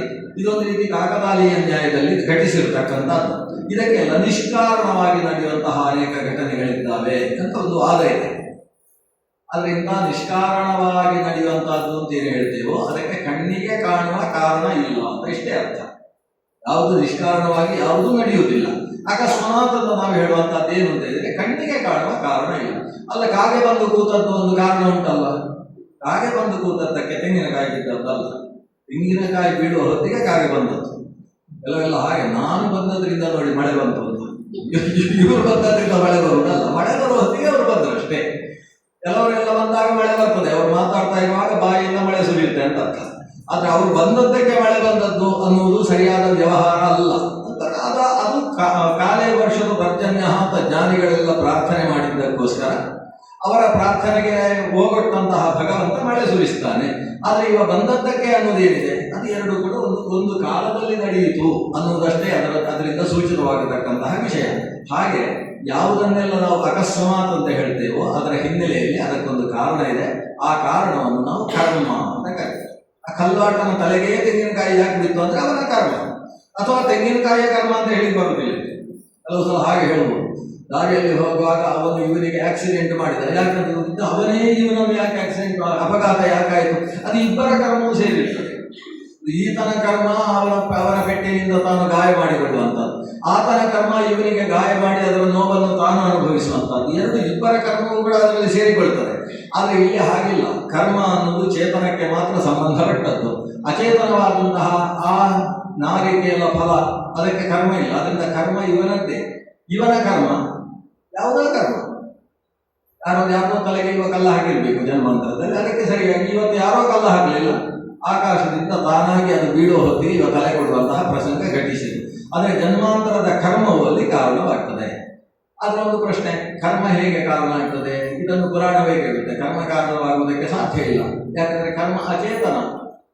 ಚೈತನ್ಯವಿಲ್ಲದೆ ಇದ್ದದ್ದು ಚೇತನನಾದಂತಹ ವ್ಯಕ್ತಿಗೆ ದುಃಖಕ್ಕೋ ಸುಖಕ್ಕೋ ಕಾರಣ ಹೇಗಾಗ್ತದೆ? ಆಚಾರ್ಯರು ಕೂಡ ಇದೇ ಪ್ರಶ್ನೆ ಕೇಳ್ತಾರೆ. ನಚ ಕರ್ಮ ವಿಮಾಮಲ ಕಾಲ ಗುಣ ಪ್ರಭೃತಿ ಸಮಚಿತ್ತನು ತದ್ದಿಯತಃ. ಕರ್ಮವಾಗಲಿ, ವಿಮಾ ಅಂದ್ರೆ ಅಜ್ಞಾನವಾಗಲಿ, ಮಲ ಅಂತ ಹೇಳಿದ್ರೆ ರಾಗದ್ವೇಷಾದಿಗಳಾಗಲಿ, ಕಾಲವಾಗಲಿ, ಗುಣ ಅಂದ್ರೆ ಸತ್ವರಜಸ್ತಮಸ್ಸುಗಳಿರುವಂತಹ ತ್ರಿಗುಣಗಳಾಗಲಿ, ಕಾಲ ಗುಣ ಪ್ರಭೃತಿ ನಹಿ ಈಶಂ. ಕರ್ಮ ಮೊದಲಾದವುಗಳು ಈಶ ಅಲ್ಲ, ಅಂದ್ರೆ ಒಡೆತನವನ್ನು ಮಾಡುವುದಿಲ್ಲ. ಅವುಗಳು ಯಾವತ್ತೂ ನಿಯಾಮಕಗಳಲ್ಲ. ಯಾಕೆ? ಅಚಿತ್ತನು ತದ್ಧಿಯತಃ. ಅವೆಲ್ಲವೂ ಅಚೇತನ ಹೌದಲ್ಲವೇ? ಅಚೇತನವಾದದ್ದು ಹೇಗೆ ತಾನೇ ಲೋಕ ನಿಯಾಮಕವಾಗುವುದಕ್ಕೆ ಸಾಧ್ಯ? ಸರ್ವ ಕಾರಣ ಅಂತ ಅದನ್ನು ಕರೆಯುವುದು ಹೇಗೆ ಸಾಧ್ಯ? ಅದರಿಂದ ಕರ್ಮವೇ ಕಾರಣವಲ್ಲ. ಕರ್ಮ ಕಾರಣವಾಯಿತು ಅಂದ್ರೆ ಹೇಗೆ? ಮತ್ತೆ ಪ್ರಶ್ನೆ ಉಂಟು. ಕಾರಣದ ಪ್ರಶ್ನೆ ಅಲ್ಲಿಗೆ ನಿಲ್ಲುವುದಿಲ್ಲ. ಅದಕ್ಕೆ ಕರ್ಮ ಕಾರಣವಾದದ್ದು ಕರ್ಮ ನಿಯಾಮಕವಾದಂತಹ ಒಂದು ಚೈತನ್ಯ ಶಕ್ತಿಯಿಂದ. ಕರ್ಮಕ್ಕೂ ನಿಯಾಮಕವಾಗಿ ಒಂದು ಚೇತನ ಇದೆ, ಅದಕ್ಕೆ ಪುಷ್ಕರ ಅಂತ ಹೆಸರು. ಸ್ವಲ್ಪ ನಮ್ಮನ್ನೆಲ್ಲ ಪುಷ್ ಮಾಡುವುದರಿಂದ ಪುಷ್ಕರ ಅಂತ ಅವನಿಗೆ ಹೆಸರು. ಪುಷ್ಕರ ಅಂತ ಒಬ್ಬ ದೇವತೆ, ಅವನನ್ನು ಕರ್ಮಾಭಿಮಾನಿ ದೇವತೆ ಅಂತ ಕರೀತೇವೆ. ಕರ್ಮಾಭಿಮಾನಿಯಾದಂತಹ ಪುಷ್ಕರ ಅನ್ನುವ ಚೇತನ ಕರ್ಮದ ಮೂಲಕ ನಾವು ಫಲವನ್ನುವುದಕ್ಕೆ ಬೇಕಾದಂತಹ ಸಕಾಲಿಕ ವ್ಯವಸ್ಥೆಗಳನ್ನು ಮಾಡಿಕೊಡ್ತಾನೆ. ಆದರೆ ಕರ್ಮ ಕಾರಣ ಅಂದರೆ ಕರ್ಮದ ಮೂಲಕ ಕೆಲಸ ಮಾಡಿಸುವ ಕರ್ಮಾಭಿಮಾನಿ ಚೇತನ ಕಾರಣ. ಹೇಗೆ ಲೋಕದಲ್ಲಿ ನಾವು ಅದು ಯಾಕೆ ಬೆರಳು ತುಂಡಾಯಿತು, ಅದು ನಾನು ಲೇಡೀಸ್ ಫಿಂಗರ್ ತುಂಡು ಮಾಡುವಾಗ ಇದು ಅದು ಅನ್ಕೊಂಡು ಕತ್ತರಿಸಿತು ಅಂತ ಕೆಲವರು ಹೇಳಿಕೊಳ್ಳುವಂಥದ್ದು. ಏನೋ ಕತ್ತರಿಸುವಾಗ ಇದನ್ನು ಸೇರಿಸಿ ಕತ್ತರಿಸುವಂತ ನಡೆಯುತ್ತೆ. ಅದಕ್ಕೆ ಏನು ಕಾರಣ ಅಂತ ಹೇಳಿದ್ರೆ ಕತ್ತಿ ಕಾರಣ ಅಂತೇವೆ. ಕತ್ತಿಯೇ ಕಾರಣ? ಕತ್ತಿ ಕಾರಣ ಅಲ್ಲ. ಕತ್ತಿಯನ್ನು ಉಪಯೋಗಿಸಿದ ವ್ಯಕ್ತಿಯ ಅಚಾತುರ್ಯ ಅನ್ನೋದು ಅದರ ಜೊತೆಗೆ ಕಾರಣವಾಗುತ್ತಲ್ಲ. ಅಂದ್ರೆ ಚೇತನದ ಕಾರಣತೆ ಇಲ್ಲದೆ ಒಂದು ಕಾರ್ಯ ನಡೆಯುವುದಿಲ್ಲ. ಅದರ ಹಿನ್ನೆಲೆಯಲ್ಲಿ ಒಂದು ಚೇತನ ಬೇಕೇ ಬೇಕು. ಹಾಗೆ ಕರ್ಮ ಕಾರಣ ಅಂತ ಹೇಳುವಾಗಲೂ ಕರ್ಮ ನಿಯಾಮಕವಾದಂತಹ ಒಂದು ಚೇತನ ಕಾರಣ ಅಲ್ಲ. ಆ ಚೇತನವಾದರೂ ಹೇಗೆ ಕಾರಣವಾಗುತ್ತೆ? ಯಾಕಂದ್ರೆ ಅದು ಕರ್ಮದಿಂದ ನಿಯಮ ಅಲ್ವಾ, ಅದು ಕೂಡ ಅದರ ಕರ್ಮಕ್ಕೆ ಅನುಗುಣವಾಗಿ ನಡೆಯುವುದಲ್ವಾ. ಹಾಗಾದ್ರೆ ಅದನ್ನು ನಿಯಂತ್ರಿಸ್ತಕ್ಕಂತಹ ಮತ್ತೊಂದು ಚೇತನ ಇದೆ. ಅದು ಈ ಕರ್ಮಾಭಿಮಾನಿಯನ್ನು ನಿಯಂತ್ರಿಸ್ತಕ್ಕಂತಹ ಚೇತನ ಅಂತ ಇದ್ರೆ ಅದು ಶ್ವಾಸಾಭಿಮಾನಿಯಾದ ವಾಯು ಚೇತನ. ಆ ವಾಯು ಚೇತನವು ಕೂಡ ತಾನೇ ಕರ್ಮ ಮಾಡಿದ, ಅದಕ್ಕೊಂದು ಕಾರಣ ಬೇಕಲ್ಲ. ಆ ಕಾರಣ ಕೊನೆಗೆ ಹೋಗಿ ನಿಲ್ಲುವುದಿಲ್ಲಿ. ಸರ್ವೇಂದ್ರಿಯಾಭಿಮಾನಿಸ್ಥ ಮುಖ್ಯ ಪ್ರಾಣಸ್ಥ ವಿಷ್ಣುನ ಪ್ರೇರಿತ ಶ್ರೀಶತುಷ್ಟ್ಯರ್ಥಂ ಕರಿಷ್ಯೆ ಕರ್ಮಚಾಖಿಲಂ. ಇಂದ್ರಿಯಾಭಿಮಾನಿ ದೇವತೆಗಳು ಕೆಲಸ ಮಾಡುವುದಕ್ಕೆ ಕಾರಣವಾದದ್ದು ಅದರಲ್ಲಿರ್ತಕ್ಕಂತಹ ಈ ಪ್ರಾಣತತ್ವ ಅಂತಕ್ಕಂತಹ ಚೇತನ. ಆ ಪ್ರಾಣ ಅನ್ನುವ ಮುಖ್ಯ ಚೇತನಕ್ಕೆ ನಿಯಾಮಕವಾಗಿರತಕ್ಕಂಥದ್ದು ಪರಮಪುರುಷ ಅಂತ ಕರೆಸಿಕೊಳ್ಳತಕ್ಕಂಥ ವಿಷ್ಣು ಅನ್ನುವ ಚೇತನ. ಅಲ್ಲಿಗೆ ಹೋಗಿ ನಿಂತಿದ್ದೀಗ.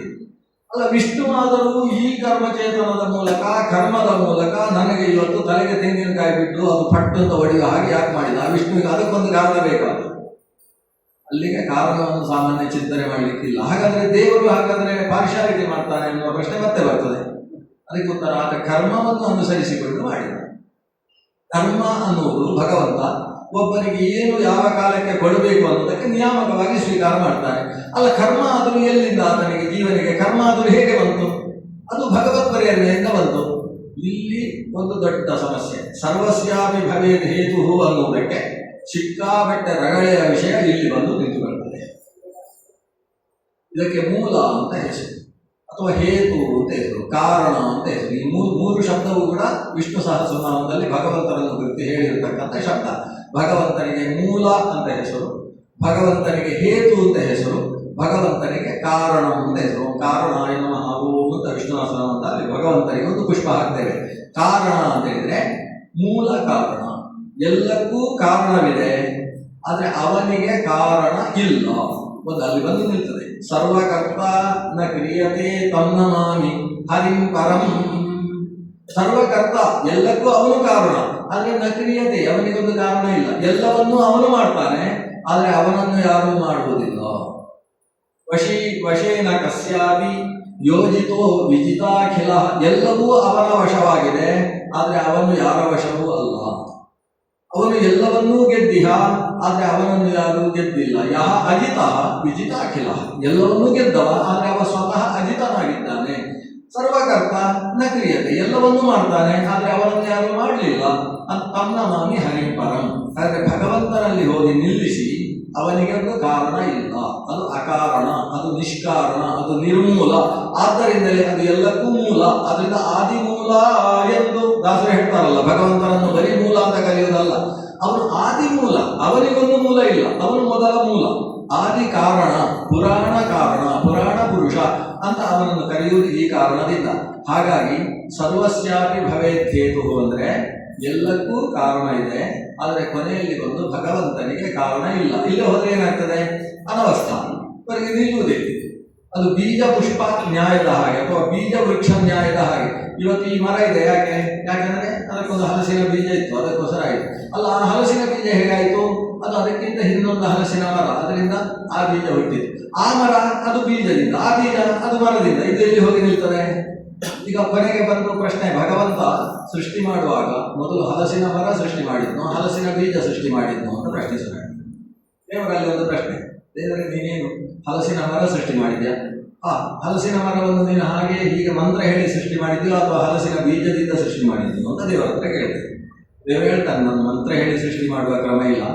ಯಾಕಂದ್ರೆ ನನಗೆ ಇಂದ್ರಜಾಲಿ ಅಂತ ಹೆಸರಿಲ್ಲ, ಐಂದ್ರಜಾಲಿಕ ಅಂತ ಹೆಸರಿಲ್ಲ, ಮಾಯಾವಿ ಅಂತ ನನ್ನನ್ನು ಕರೆಯುವುದಲ್ಲ.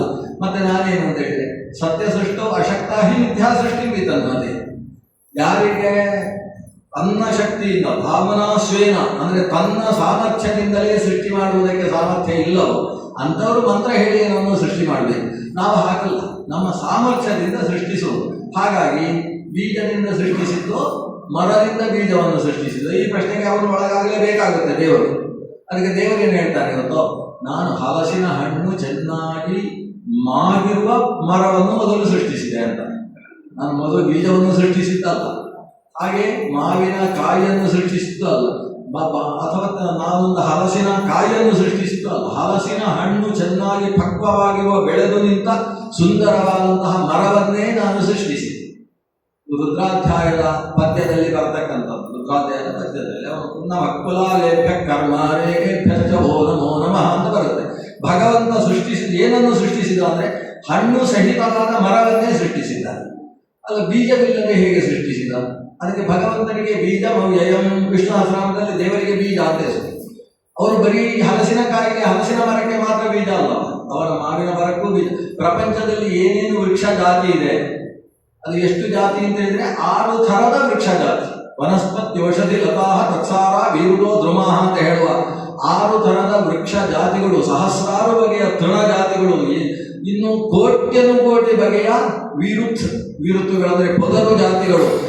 ಕೋಟಿ ಅಲ್ಲ, ದಶಕೋಟಿ ವೀರುತ ಅಂತಾರೆ. ದಶಕೋಟಿ ಬಗೆಯ ನಾನಾ ಥರದ ತಕ್ಸಾರಾಹ ಬೀರುವುದು ದ್ರುಮ ಅಂತ ಲತೆಗಳು, ನಾನಾ ಬಗೆಯಾದ ಬಳ್ಳಿ ಜಾತಿಯ ವೃಕ್ಷಗಳು. ಇವೆಲ್ಲಕ್ಕೂ ಕೂಡ ಮೂಲ ಬೀಜ ಯಾವುದು ಅಂದರೆ ಭಗವಂತ. ಆದ್ರಿಂದ ಅವರಿಗೆ ಆದಿ ಮೂಲ ಅಂತ ಕರೀತಾರೆ. ಆದಿ ಮೂಲ ಅಂದ್ರೆ ಎಲ್ಲದರ ಮೊದಲ ತಾಯಿ ಬೇರು ಅಂತ ಅರ್ಥ, ಮೂಲ ಅಂದ್ರೆ ಬೇರು ಅಂತ ಅರ್ಥ. ಇನ್ನೊಂದು ಆತನಿಗೆ ಸರ್ವ ಬೀಜ ಅಂತ ಹೆಸರು. ಎಲ್ಲಕ್ಕೂ ಕೂಡ ಮೂಲ ಬೀಜ ಕಾರಣನಾಗಿರ್ತಕ್ಕಂಥ ಭಗವಂತ. ಆತ ಭಗವಂತನಿಗೇನು ಬೀಜ? ಅಲ್ಲಿಗೆ ಬೀಜದ ಪ್ರಶ್ನೆ ಇಲ್ಲ. ಹೀಗೊಂದು ಸರ್ವಸ್ಯಾಪಿ ಭವೇದ ಹೇತು, ಎಲ್ಲಕ್ಕೂ ಕೂಡ ಹೇತು ಇರ್ತದೆ, ಆದರೆ ದೇವರಿಗೆ ಹೇತು ಇಲ್ಲ. ಇಲ್ಲ, ತಪ್ಪಾಯ್ತಲ್ಲ, ನಿಮ್ದು ಸ್ಟೇಟ್ಮೆಂಟ್ ತಪ್ಪಾಯ್ತು. ಸರ್ವಸ್ಯಾಪಿ ಭವೇದ ಹೇತು ಅನ್ನೋದಕ್ಕೆ ಏನರ್ಥ? ಎಲ್ಲಕ್ಕೂ ಒಂದಲ್ಲ ಒಂದು ಕಾರಣ ಇದ್ದೇ ಇದೆ. ಆಮೇಲೆ ಮುಂದಿನ ಮಾತು ಏನು? ದೇವರಿಗೆ ಮಾತ್ರ ಕಾರಣ ಇಲ್ಲ. ಹಾಗಾದ್ರೆ ಸರ್ವಸ್ಯಾಪಿಂದ ಬಿಡಿ, ಸರ್ವ ಅನ್ನೋದನ್ನು ತೆಗಿದೆ. ಎಲ್ಲಕ್ಕೂ ಕಾರಣ ಇದೆ. ಇದಕ್ಕೆ 2 ಸಾಲ ಓದ್ತಾ. ಒಂದು ಎಲ್ಲ ಅಂದರೆ ಎಲ್ಲ ಒಂದು ಬಿಟ್ಟು ಅಂತಲೇ ಅರ್ಥ. ಊಟದ ಹೊತ್ತಿಗೆ ಎಲ್ಲರೂ ಊಟ ಕೂತ್ಕೊಳ್ಳಿ ಅಂದ್ರೆ ಬಡಿಸುವವರು ಕೂತ್ಕೊಳ್ಳುದ? ಎಲ್ಲರೂ ಕೂತ್ಕೊಳ್ಳಿ ಅನ್ನೋದಕ್ಕೆ ಒಂದು ಯಾವತ್ತೂ ಸಂಕೋಚ ಉಂಟು. ಎಲ್ಲ ಕಡೆ ಎಲ್ಲ ಹಾಗೆ. ಎಲ್ಲವೂ ಹುಟ್ಟಿದೆ, ಪ್ರಪಂಚದ ಎಲ್ಲವೂ ಕೂಡ ಹುಟ್ಟಿದೆ. ಎಲ್ಲವೂ ಹುಟ್ಟಿದೆ ಅಂತ ಹೇಳಿದ್ರೆ ಹುಟ್ಟಿಸಿದವ ಹುಟ್ಟಿಲ್ಲ ಅಂತ ಹೇಳಲೇಬೇಕು ನೀವು. ಕೊನೆಗೆ ಅವನು ಹುಟ್ಟಿಸಿದವ ಇದ್ದಾನೆ, ಅವನು ಹುಟ್ಟಿಲ್ಲ ಅಂತ ಹೇಳಬೇಕು. ಆದ್ರೆ ಎಲ್ಲವೂ ಅನ್ನುವುದಕ್ಕೆ ಒಂದು ಅರ್ಥ ಸಂಕೋಚ ಅಂತ ಇದೆ. ಇದೊಂದು ಸ್ಥಿತಿ. ಇನ್ನೊಂದು ಅರ್ಥದಲ್ಲಿ ಸರ್ವಸ್ಯಾಪಿ ಭವೇದ್ ಹೇತು, ಈ ಮಾತಿಗೆ ಇನ್ನೊಂದು ಅರ್ಥ ಇದೆ. ಏನಂದ್ರೆ ಸರ್ವನಿಗೂ ಕೂಡ ಕಾರಣ ಉಂಟು ಅಂತ ಅರ್ಥ. ಸರ್ವ ಅಂದ್ರೆ ಪರಮಾತ್ಮನಿಗೆ ಒಂದೇ ಹೆಸರು, ದೇವರ ಹೆಸರು. ಸರ್ವ ಅಂದ್ರೆ ಪರಮಾತ್ಮ, ವಿಶ್ವ ಅಂದ್ರೆ ಪರಮಾತ್ಮ, ಸರ್ವ ಕೃಷ್ಣ ಭಗವದ್ಗೀತೆಯಲ್ಲಿ ಹೇಳ್ತಾನೆ. ನಾನು ಯಾಕೆ ಸರ್ವ ಅಂದ್ರೆ ಸರ್ವಂ ಸಮಾಪ್ನೋಷಿ ತತೋಸಿ ಸರ್ವ, ಭಗವದ್ಗೀತೆಯ ಮಾತು. ಸರ್ವಂ ಸಮಾಪ್ನೋಷಿ, ಭಗವಂತನ ವಿಶ್ವರೂಪವನ್ನು ನೋಡಿದಂತಹ ಅರ್ಜುನ ಹೇಳ್ತಾನೆ, ಓ ಭಗವಂತ, ನಿನ್ನನ್ನು ಸರ್ವ ಅಂತ ಎಲ್ಲರೂ ಕರೀತಾರೆ, ಯಾಕೆ ನಿನಗೆ ಸರ್ವ ಅಂತ ಹೆಸರು ಅಂದ್ರೆ ಸರ್ವಂ ಸಮಾಪ್ನೋಷಿ, ಎಲ್ಲವನ್ನೂ ವ್ಯಾಪಿಸಿ ನಿಂತಿದ್ದಿ. ಸರ್ವ ವ್ಯಾಪ್ತಿ ನಿನಗಿರುವುದರಿಂದ ನಿನಗೆ ಸರ್ವ ಅಂತ ಹೆಸರು. ಇಂಗ್ಲಿಷ್ನಲ್ಲಿ ಸರ್ವ್ ಮಾಡುವುದರಿಂದ ಸರ್ವ ಅಂತ ದೇವರಿಗೆ ಹೆಸರು. ಸರ್ವರ್ ಅವನಂತ ಸರ್ವರ್ ಮತ್ತೊಬ್ಬಿಲ್ಲ. ನಿಮ್ಮ ಈ ಇನ್ನೊಂದು ಸರ್ವರ್ ತಗೊಳ್ಬೇಕು, ಒಳ್ಳೆಯ ಸರ್ವ್ ಮಾಡುವ, ಎಲ್ಲರಿಗೂ ಎಲ್ಲಾ ತರಹದ ಸೇವೆಯನ್ನು ಮಾಡುವವ. ಆದ್ರಿಂದ ಭಗವಂತ ಸರ್ವಂ ಸಮಾಪ್ನೋಷಿ, ಎಲ್ಲರ ಒಳಗೆ ನಿಂತು ಭಗವತೋ ಬಲೇನ, ಭಗವತೋ ವೀರ್ಯೇಣ, ಭಗವತ ತೇಜಸ, ಭಗವತ ಕರ್ಮಣ, ಅವನೇ ಒಳಗೆ ನಿಂತು ಎಲ್ಲವನ್ನೂ ನಡೆಸ್ತಾನೆ ಅನ್ನೋ ಕಾರಣದಿಂದ ದೇವರಿಗೆ ಸರ್ವ ಅಂತ ಹೆಸರು. ಸರ್ವಸ್ಯಾಪಿ ಭವೇದ್ ಹೇತು, ಭಗವಂತ ಏನಾದರೂ ಮಾಡಬೇಕಾದರೂ ಅದಕ್ಕೊಂದು ಹೇತು ಇದೆ, ಅದಕ್ಕೊಂದು ಕಾರಣ ಉಂಟು. ಏನು ಕಾರಣ ಉಂಟು? ಭಗವಂತ ಪ್ರಪಂಚದ ಸೃಷ್ಟಿ ಮಾಡ್ತಾನೆ. ಏನು ಕಾರಣ? ಏನು ಕಾರಣ ಅಂತ ಹೇಳಿದ್ರೆ ಅವರಿಗೆ ನಮ್ಮ ಮೇಲಿನ ಪ್ರೀತಿ, ಭಗವಂತನ ದಯೆ, ಭಗವಂತನ ಕರುಣೆ, ಅದೇ ಅದಕ್ಕೆ ಹೇತು. ಇಷ್ಟೇ. ದೇವರು ಏನಾದರೂ ಮಾಡಬೇಕಾದ್ರೂ ಒಂದು ಕಾರಣವೇ. ಅವನು ಯಾಕೆ ಭಗವಂತ ಕೃಷ್ಣನಾಗಿ ವಸುದೇವ ದೇವಕಿಯರಲ್ಲಿ ಮಗನಾಗಿ ಅವತರಿಸಿದ? ಯಾಕಂದ್ರೆ ವಸುದೇವ ದೇವಕಿಯರು ತಪಸ್ಸು ಮಾಡಿದರು ಹಿಂದೆ, ಕಶ್ಯಪ ಮತ್ತು ಅದಿತ್ಯರಾಗಿದ್ದಂತಹ ಸಂದರ್ಭದಲ್ಲಿ. ಕಶ್ಯಪ ಆದಿತ್ಯರ ತಪಸ್ಸಿಗೆ ಒಲಿದಂತಹ ಚತುರ್ಮುಖ ಬ್ರಹ್ಮ ಮತ್ತು ಭಗವಂತ ವರ ಕೊಟ್ಟಿದ್ರು. ದೇವರ ಹತ್ರ ಇವ ಕೇಳಿದಂತೆ ವಸುದೇವ, ದೇವರೇ ನೀನು ನನ್ನ ಮಗನಾಗಿ ಹುಟ್ಟಬೇಕು. ಆವಾಗ ದೇವಕಿಯೂ ಬಿಡಲಿಲ್ಲ, ನೀನು ನನ್ನ ಹೊಟ್ಟೆಯಲ್ಲೇ ಹುಟ್ಟಬೇಕು. ಆಗ ವಸುದೇವನಿಗೆ ನೆನಪಾಯಿತು, ನಾನು ಅದೊಂದು ಕೇಳಲಿಲ್ಲ, ಮಗ ಅಂದರೆ ಆಮೇಲೆ ದತ್ತುಪುತ್ರ ವಸುಪುತ್ರ ಎಲ್ಲ ಆಗುವ ಸಾಧ್ಯತೆ. ವಸುದೇವ ಮತ್ತೊಮ್ಮೆ ಹೇಳಿದಂತೆ, ನನ್ನ ಮಗ ನನ್ನ ಹೊಟ್ಟೆಯಲ್ಲಿ ಮಗನಾಗಿ ಹುಟ್ಟಬೇಕು ಅಂತ. ವಸುದೇವ ಬೇರೆ ಕೇಳಿದಂತೆ, ದೊಡ್ಡ ಹೊಟ್ಟೆ ತೋರಿಸಿ ನನ್ನ ಹೊಟ್ಟೆಯಲ್ಲಿ ಹುಟ್ಟಬೇಕು ಅಂತ ಕೇಳಿದೆ. ಈಗ ಇವ ಸುಮ್ಮನೆ ಇದ್ದ, ಇನ್ನೇನಾದ್ರೂ ಕೇಳುವುದಿದೆಯೋ ಇವರು ಅಂತ. ಮೊದಲು ವಸುದೇವ ನನಗೆ ಮಗನಾಗಬೇಕು ಅಂತ ಹೇಳಿದ, ಆಮೇಲೆ ನನ್ನ ಹೊಟ್ಟೆಯಲ್ಲಿ ಹುಟ್ಟಬೇಕು ಅಂತ ಹೇಳಿದ. ಇವಳು ಬೇರೆ ನನ್ನ ಹೊಟ್ಟೆಯಲ್ಲಿ ಹುಟ್ಟಬೇಕು ಅಂತ ಹೇಳಿದ್ರು. ದೇವರು ಏನು ಹೇಳಿದ್ರು? ತಥಾಸ್ತು, ತಥೈವ ಅಸ್ತು, ತಥೈವ ಅಸ್ತು ಅಂತ 3 ಸಲ ಹೇಳಿದಂತೆ. ಹಾಗಾಗಲಿ, ಹಾಗೆಯೇ ಆಗಲಿ, ಹಾಗೆಯೇ ಆಗಲಿ ಅಂತ ಹೇಳಿದಂತೆ 3 ಸಲ. ಹಾಗಾಗಿ ಅದೇ ದಂಪತಿಗಳಲ್ಲಿ 3 ಬಾರಿ ದೇವರು ಹುಟ್ಟಬೇಕಾಗಿ ಬಂತು. ಇದಕ್ಕೂ ದೇವರ ಹಣೆ ಬರಹ ಅಂತ ಇದಕ್ಕೆ ಕೆಲವರು ಕರೆದಿದ್ದಾರೆ. ಹರಿಣಾಪಿ ಅರೇಣಾಪಿ ಬ್ರಹ್ಮಣಾಪಿ ಕದಾಚನ ಲಲಾಟ ಲಿಖಿತ ರೇಖ ಪರಿಮಾಷ್ಟು ನ ಶಕ್ಯತೆ ಅಂತ ಒಬ್ಬ ಕವಿಗೆ ಬೇರೇನು ಕಾಣಿಸಲಿಲ್ಲ, ಹೀಗೊಂದು ಬರೆದಾಗಿದೆ.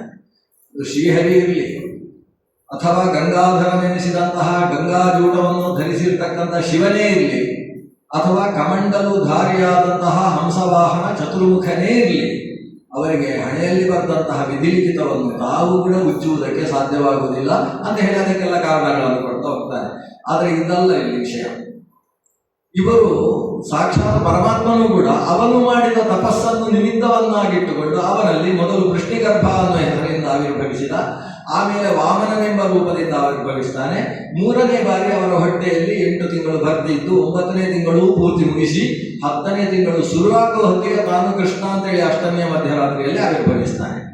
ಹಾಗಾದ್ರೆ ಕೃಷ್ಣ ದೇವರು ಅವತರಿಸುವುದಕ್ಕೂ ಒಂದು ಕಾರಣ ಇಟ್ಟುಕೊಂಡೆ. ಸರ್ವಸ್ಯಾಪಿ ಭವೇತ್ ಹೇತು, ವ್ಯಾಪ್ತಿಯುಳ್ಳಂತಹ ಭಗವಂತನ ಅವತಾರದ ಹಿನ್ನೆಲೆಯಲ್ಲೂ ಒಂದು ಕಾರಣ ಉಂಟು. ದೇವರ ಹತ್ರ ಯಾರಾದರೂ ಕೇಳಿದರೆ, ಯಾಕೆ ನೀನು ಅವರಲ್ಲಿ ಮಗನಾಗಿ ಹುಟ್ಟಿದ್ದಿ, ನಮಗೆ ಮಗನಾಗಿ ಹುಟ್ಟಲಿಲ್ಲ ಯಾಕೆ ಅಂತ ಒಬ್ಬರು ಬಂದು ಕೇಳಿದರೆ ಏನು ಮಾಡುದು, ನೀವು ತಪಸ್ಸು ಮಾಡಲಿಲ್ಲಲ್ವಾ ಅಂತ ಹೇಳ್ತಾನೆ. ಅವನಿಗೊಂದು ಕಾರಣ ಉಂಟು. ಆಮೇಲೆ ಅವ ಬೆಣ್ಣೆ ಕದಿಲಿಕ್ಕೆ ಶುರು ಮಾಡಿದ್ನ, ಸಿಕ್ಕಾಬಟ್ಟೆ ಬೆಣ್ಣೆ ಕದಿಯುವುದು ಅಂತ ಹೇಳಿದ್ರೆ ಸಾಕಾಗೋಯ್ತಂತೆ. ನಾವು ಈ ಊರೇ ಬಿಟ್ಟು ಬೇರೆ ಊರಿಗೆ ಹೋಗುವ ಅನ್ನೋಷ್ಟು ಬೆಣ್ಣೆ ಕದ್ದಂತೆ. ಆಗ ಉಳಿದ ಹಿರಿಯರು ಹೇಳಿದ್ರು, ನಾವು ಮನೆಯಲ್ಲಿ ಬೆಣ್ಣೆ ಎಲ್ಲ ಮಾಡುವುದು ಅವನು ಕದಿಯುವುದಕ್ಕೋಸ್ಕರವೇ, ಅದಕ್ಕೋಸ್ಕರ ಅವ ಮನೆಗೆ ಬಂದು ಬೆಣ್ಣೆ ಕದಿಯದೆ ಹೋದ್ರೆ ಅವರಿಗೆಲ್ಲ ಬೇಸರ. ಇವೊಂದು 4 ದಿವಸ ಚೆನ್ನಾಗಿ ಕದ್ದು ಕಿರಿಕಿರಿ ಮಾಡಿ ಹಾಕಿದ. 5ನೇ ದಿವಸ ಕದಿಲಿಕ್ಕೆ ಬರಲಿಲ್ಲ, ಎಲ್ರಿಗೂ ಅವ ಬರಲಿಲ್ಲ. ಕೊನೆಗೆ ಹೊರಗೆ ಬಂದು ಬಳ್ಳದಲ್ಲಿ ಅವರ ಬೆಣ್ಣೆಯನ್ನು ಇಟ್ಟು ನಮ್ಮ ಮನೆಯಲ್ಲಿ ಒಳಗೆ ಬೆಣ್ಣೆ ಇದೆ ಅಂತ ಜಾಹೀರಾತು ಹೊರಗೆ ಹಾಕುವ ಸ್ಥಿತಿ ಬಂದೋಯ್ತು ಅವರಿಗೆ. ಒಂದು ಕೃಷ್ಣ ಮನೆಗೆ ಬಂದು ಬೆಣ್ಣೆ ಕದಿಯದೆ ಹೋದ್ರೆ ಇಷ್ಟವೇ ಆಗುವುದಿಲ್ಲ ಅನ್ನೋ ಸ್ಥಿತಿ ಬಂತು. ಅಷ್ಟು ಬೆಣ್ಣೆ ಕದ್ದ. ವಾದಿರಾಜ ತೀರ್ಥರು ಅವರಿಗೆ ಪ್ರಶ್ನೆ ಬಂತು, ಇನ್ನು ಯಾಕೆ ಬೆಣ್ಣೆ ಕದಿಬೇಕಿತ್ತು, ಸರ್ವಸ್ವಾಮಿ ಅನ್ನುವ ಕದ್ದದ್ದು ಯಾಕೆ, ಕಾರಣ ಇಲ್ಲವೋ? ಸರ್ವಸ್ಯಾಪಿ ಭವೇದ್ ಹೇತು, ಅವನು ಏನು ಮಾಡಿದ್ರೆ ಅದಕ್ಕೊಂದು ಕಾರಣ ಇರಬೇಕಲ್ಲ, ಯಾಕೆ ಮಾಡಿದ್ದಾನೆ? ವಾದಿರಾಜರಿಗೆ ಅರ್ಥ ಆಯ್ತು. ಅವರು ಹೇಳ್ತಾರೆ, ಕೆಲವರು ಋಷಿಗಳು ಬಂದ ಮೇಲೆ ಕೃಷ್ಣ ಹತ್ರ ಕೇಳ್ತಾರೆ, ನೀನು ಆ ಗೋಪಿಕಾ ಸ್ತ್ರೀಯರಿಗೆಲ್ಲ ಮೋಕ್ಷ ಕೊಟ್ಟಿದ್ದೀವಿ, ನಮ್ಗೊಂದು ಮೋಕ್ಷ ಕೊಡ್ಲಿಕ್ಕೆ ಆಗುದಿಲ್ಲ, ನಾವು ಎಂಥ ಉಪವಾಸ ಮಾಡಿ ಎಂಥ ತಪಸ್ಸು ಮಾಡಿದ್ದೇವೆ, ಅಲ್ಲಿ ಆ ಊರಿನಲ್ಲಿ ಗ್ರಹಣ ಇಲ್ಲ ಅಂತ ಈ ಊರಿಗೆ ಬಂದು ಇಲ್ಲಿ 25 ನಿಮಿಷ ಗ್ರಹಣ ಇದ್ರು ಇಲ್ಲಿ ಅನುಷ್ಠಾನ ಮಾಡಿ ಹೋಗಿದ್ದೇವೆ, ಅಷ್ಟೆಲ್ಲ ಸಾಧನೆ ಮಾಡಿದವರಿಗೆ ನಮಗೆ ನೀನು ಮೋಕ್ಷ ಕೊಡುವುದಿಲ್ಲ. ಅವರಿಗೆಲ್ಲ ಹೆಂಗಸರು, ಅವರು ಏನು ಗುರುಕುಲದಲ್ಲಿ ಓದಲಿಲ್ಲ, ತಪಸ್ಸು ಮಾಡಲಿಲ್ಲ, ಆದರೂ ಅವರಿಗೆ ನೀನು ಮೋಕ್ಷ ಕೊಡುವುದ ಅಂತ ಋಷಿಗಳು ಒಂದು ರೀತಿಯ ಆಬ್ಜೆಕ್ಷನ್ ಹಾಕಿದ್ದಾರೆ. ಅದಕ್ಕೆ ಕೃಷ್ಣ ಏನು ಅದೇನು ಹಾಗೇನಿಲ್ಲ, ನೀವು ಬೆಣ್ಣೆ ಕಡಿಲಿಲ್ಲ, ಬೆಣ್ಣೆ ಕೊಡಲಿಲ್ಲ, ನಾನು ಅವರ ಬೆಣ್ಣೆ ಎಲ್ಲ ಕದ್ದದ್ದಕ್ಕೆ ಏನಾದರೂ ಪ್ರತಿಯಾಗಿ ಕೊಡಬೇಕಲ್ವ, ಅದಕ್ಕೆ ಮೋಕ್ಷ ಕೊಡ್ತಾ ಇದ್ದೇನೆ ಅಂತ ಅವನೊಂದು ಕಾರಣ ಉಂಟಂತೆ. ಅವರ ಕಡೆಯಿಂದ ನಾನು ಬೆಣ್ಣೆ ಪಡೆದಿದ್ದೇನೆ, ಅವರು ಖುಷಿಯಿಂದ ಪ್ರೀತಿಯಿಂದ ಮನೆ ಹೊರಗೆ ಬೆಣ್ಣೆ ನೇತು ಹಾಕಿ ನಾನೇ ಬೆಣ್ಣೆ ಕದಿಬೇಕು ಅವರ ಮನೆಯಲ್ಲಿ, ಅದು ಕದಿಯುವುದಲ್ಲ ಅವನದ್ದೇ ಇದು ಅನ್ನುವ ಭಾವದಿಂದ ನನಗೆ ಕೊಟ್ಟಿದ್ದಾರೆ. ಅಷ್ಟು ಭಾವುಕರಾಗಿ ಅವರು ಕೊಟ್ಟದ್ದಕ್ಕೆ ನಾನು ಪ್ರತ್ಯರ್ಪಣೆ ಮಾಡಬೇಕಲ್ಲ, ಅದಕ್ಕೋಸ್ಕರ ಮೋಕ್ಷ ಕೊಡ್ತಾ ಇದ್ದೇನೆ. ಹಾಗಾದ್ರೆ ಅವರು ಏನು ಮಾಡಿದ್ರು ಅದರ ಹಿನ್ನೆಲೆಯಲ್ಲಿ ಒಂದು ಕಾರಣ ಇದೆ. ಮುಖ್ಯಂತಿ ಎಂ ಸೂರಯ ಜನ್ಮಾದಿ ಅಸೇಯತಃ, ಭಾಗವತ ಸುರಾಗುವುದೇ ಹಾಗೆ. ನೀವು ದೇವರು ಇದ್ದಾನೆ ಅಂತ ಮೊದಲು ನಂಬದೆ ಹೋದರೆ ಭಾಗವತ ಕೇಳುವುದಕ್ಕೆ ಕೂತುಕೊಳ್ಬೇಡಿ ಅಂತ. ಅಲ್ಲ, ಯಾಕೆ ನಂಬಬೇಕು? ಭಾಗವತ ಕೇಳಿದ ಮೇಲೆ ಆಮೇಲೆ ನಂಬಬೇಕೋ ಬಿಡಬೇಕೋ ತೀರ್ಮಾನ ಮಾಡ್ತೇನೆ. ಮೊದಲೇ ನಂಬಬೇಕು ಅಂದ್ರೆ ಹೇಗೆ? ಅಲ್ಲಪ್ಪ, ನಿನಗೆ ಕಣ್ಣಿದೆ ಅಲ್ವಾ, ಕಣ್ಣಿನಿಂದ ಪ್ರಪಂಚವನ್ನು ನೋಡ್ತೀಯ, ನೋಡಿದಾಗ ಈ ಪ್ರಪಂಚ ಹೇಗಿದೆ ಅಂತ ನಿನಗೊಂದು ಅರ್ಥವಾಗ್ತದಲ್ಲ. ಅದು ಎಷ್ಟು ಕರಾರುವಾಕ್ಕಾಗಿದೆ ನೋಡು. ಅದರಲ್ಲಿ ಬೇಸಿಗೆ ಕಾಲದಲ್ಲಿ ಹಗಲು ಜಾಸ್ತಿ ಇರಬೇಕು, ರಾತ್ರಿ ಕಡಿಮೆ ಇರಬೇಕು. ಚಳಿಗಾಲ ರಾತ್ರಿ ಜಾಸ್ತಿ ಇರಬೇಕು, ಹಗಲು ಕಡಿಮೆ ಇರಬೇಕು. ಮಧ್ಯದಲ್ಲಿ ಒಂದು ಮಳೆಗಾಲ, ಹಗಲು ರಾತ್ರಿಗಳು ಸಮಾನವಾಗಿರಬೇಕು.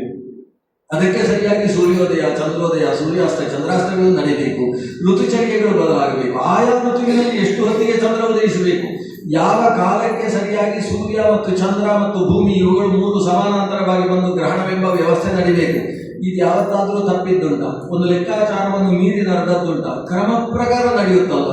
ಇಷ್ಟೊಂದು ಕ್ರಮ ಪ್ರಕಾರ ನಡೆಯುವ ಪ್ರಪಂಚವನ್ನು ನೋಡಿ ನೀನು ಇಷ್ಟು ಒಂದು ವ್ಯವಸ್ಥಿತವಾದಂತಹ ಈ ಸೃಷ್ಟಿ ಆಗಬೇಕಾದ್ರೆ ಇದರ ಹಿಂದೆ ಒಬ್ಬ ಮಹಾವಿಜ್ಞಾನಿ ಇರಬೇಕು ಅಂತ ನೀನು ತಿಳ್ಕೊಳ್ಬೇಕೋ ಬೇಡೋ?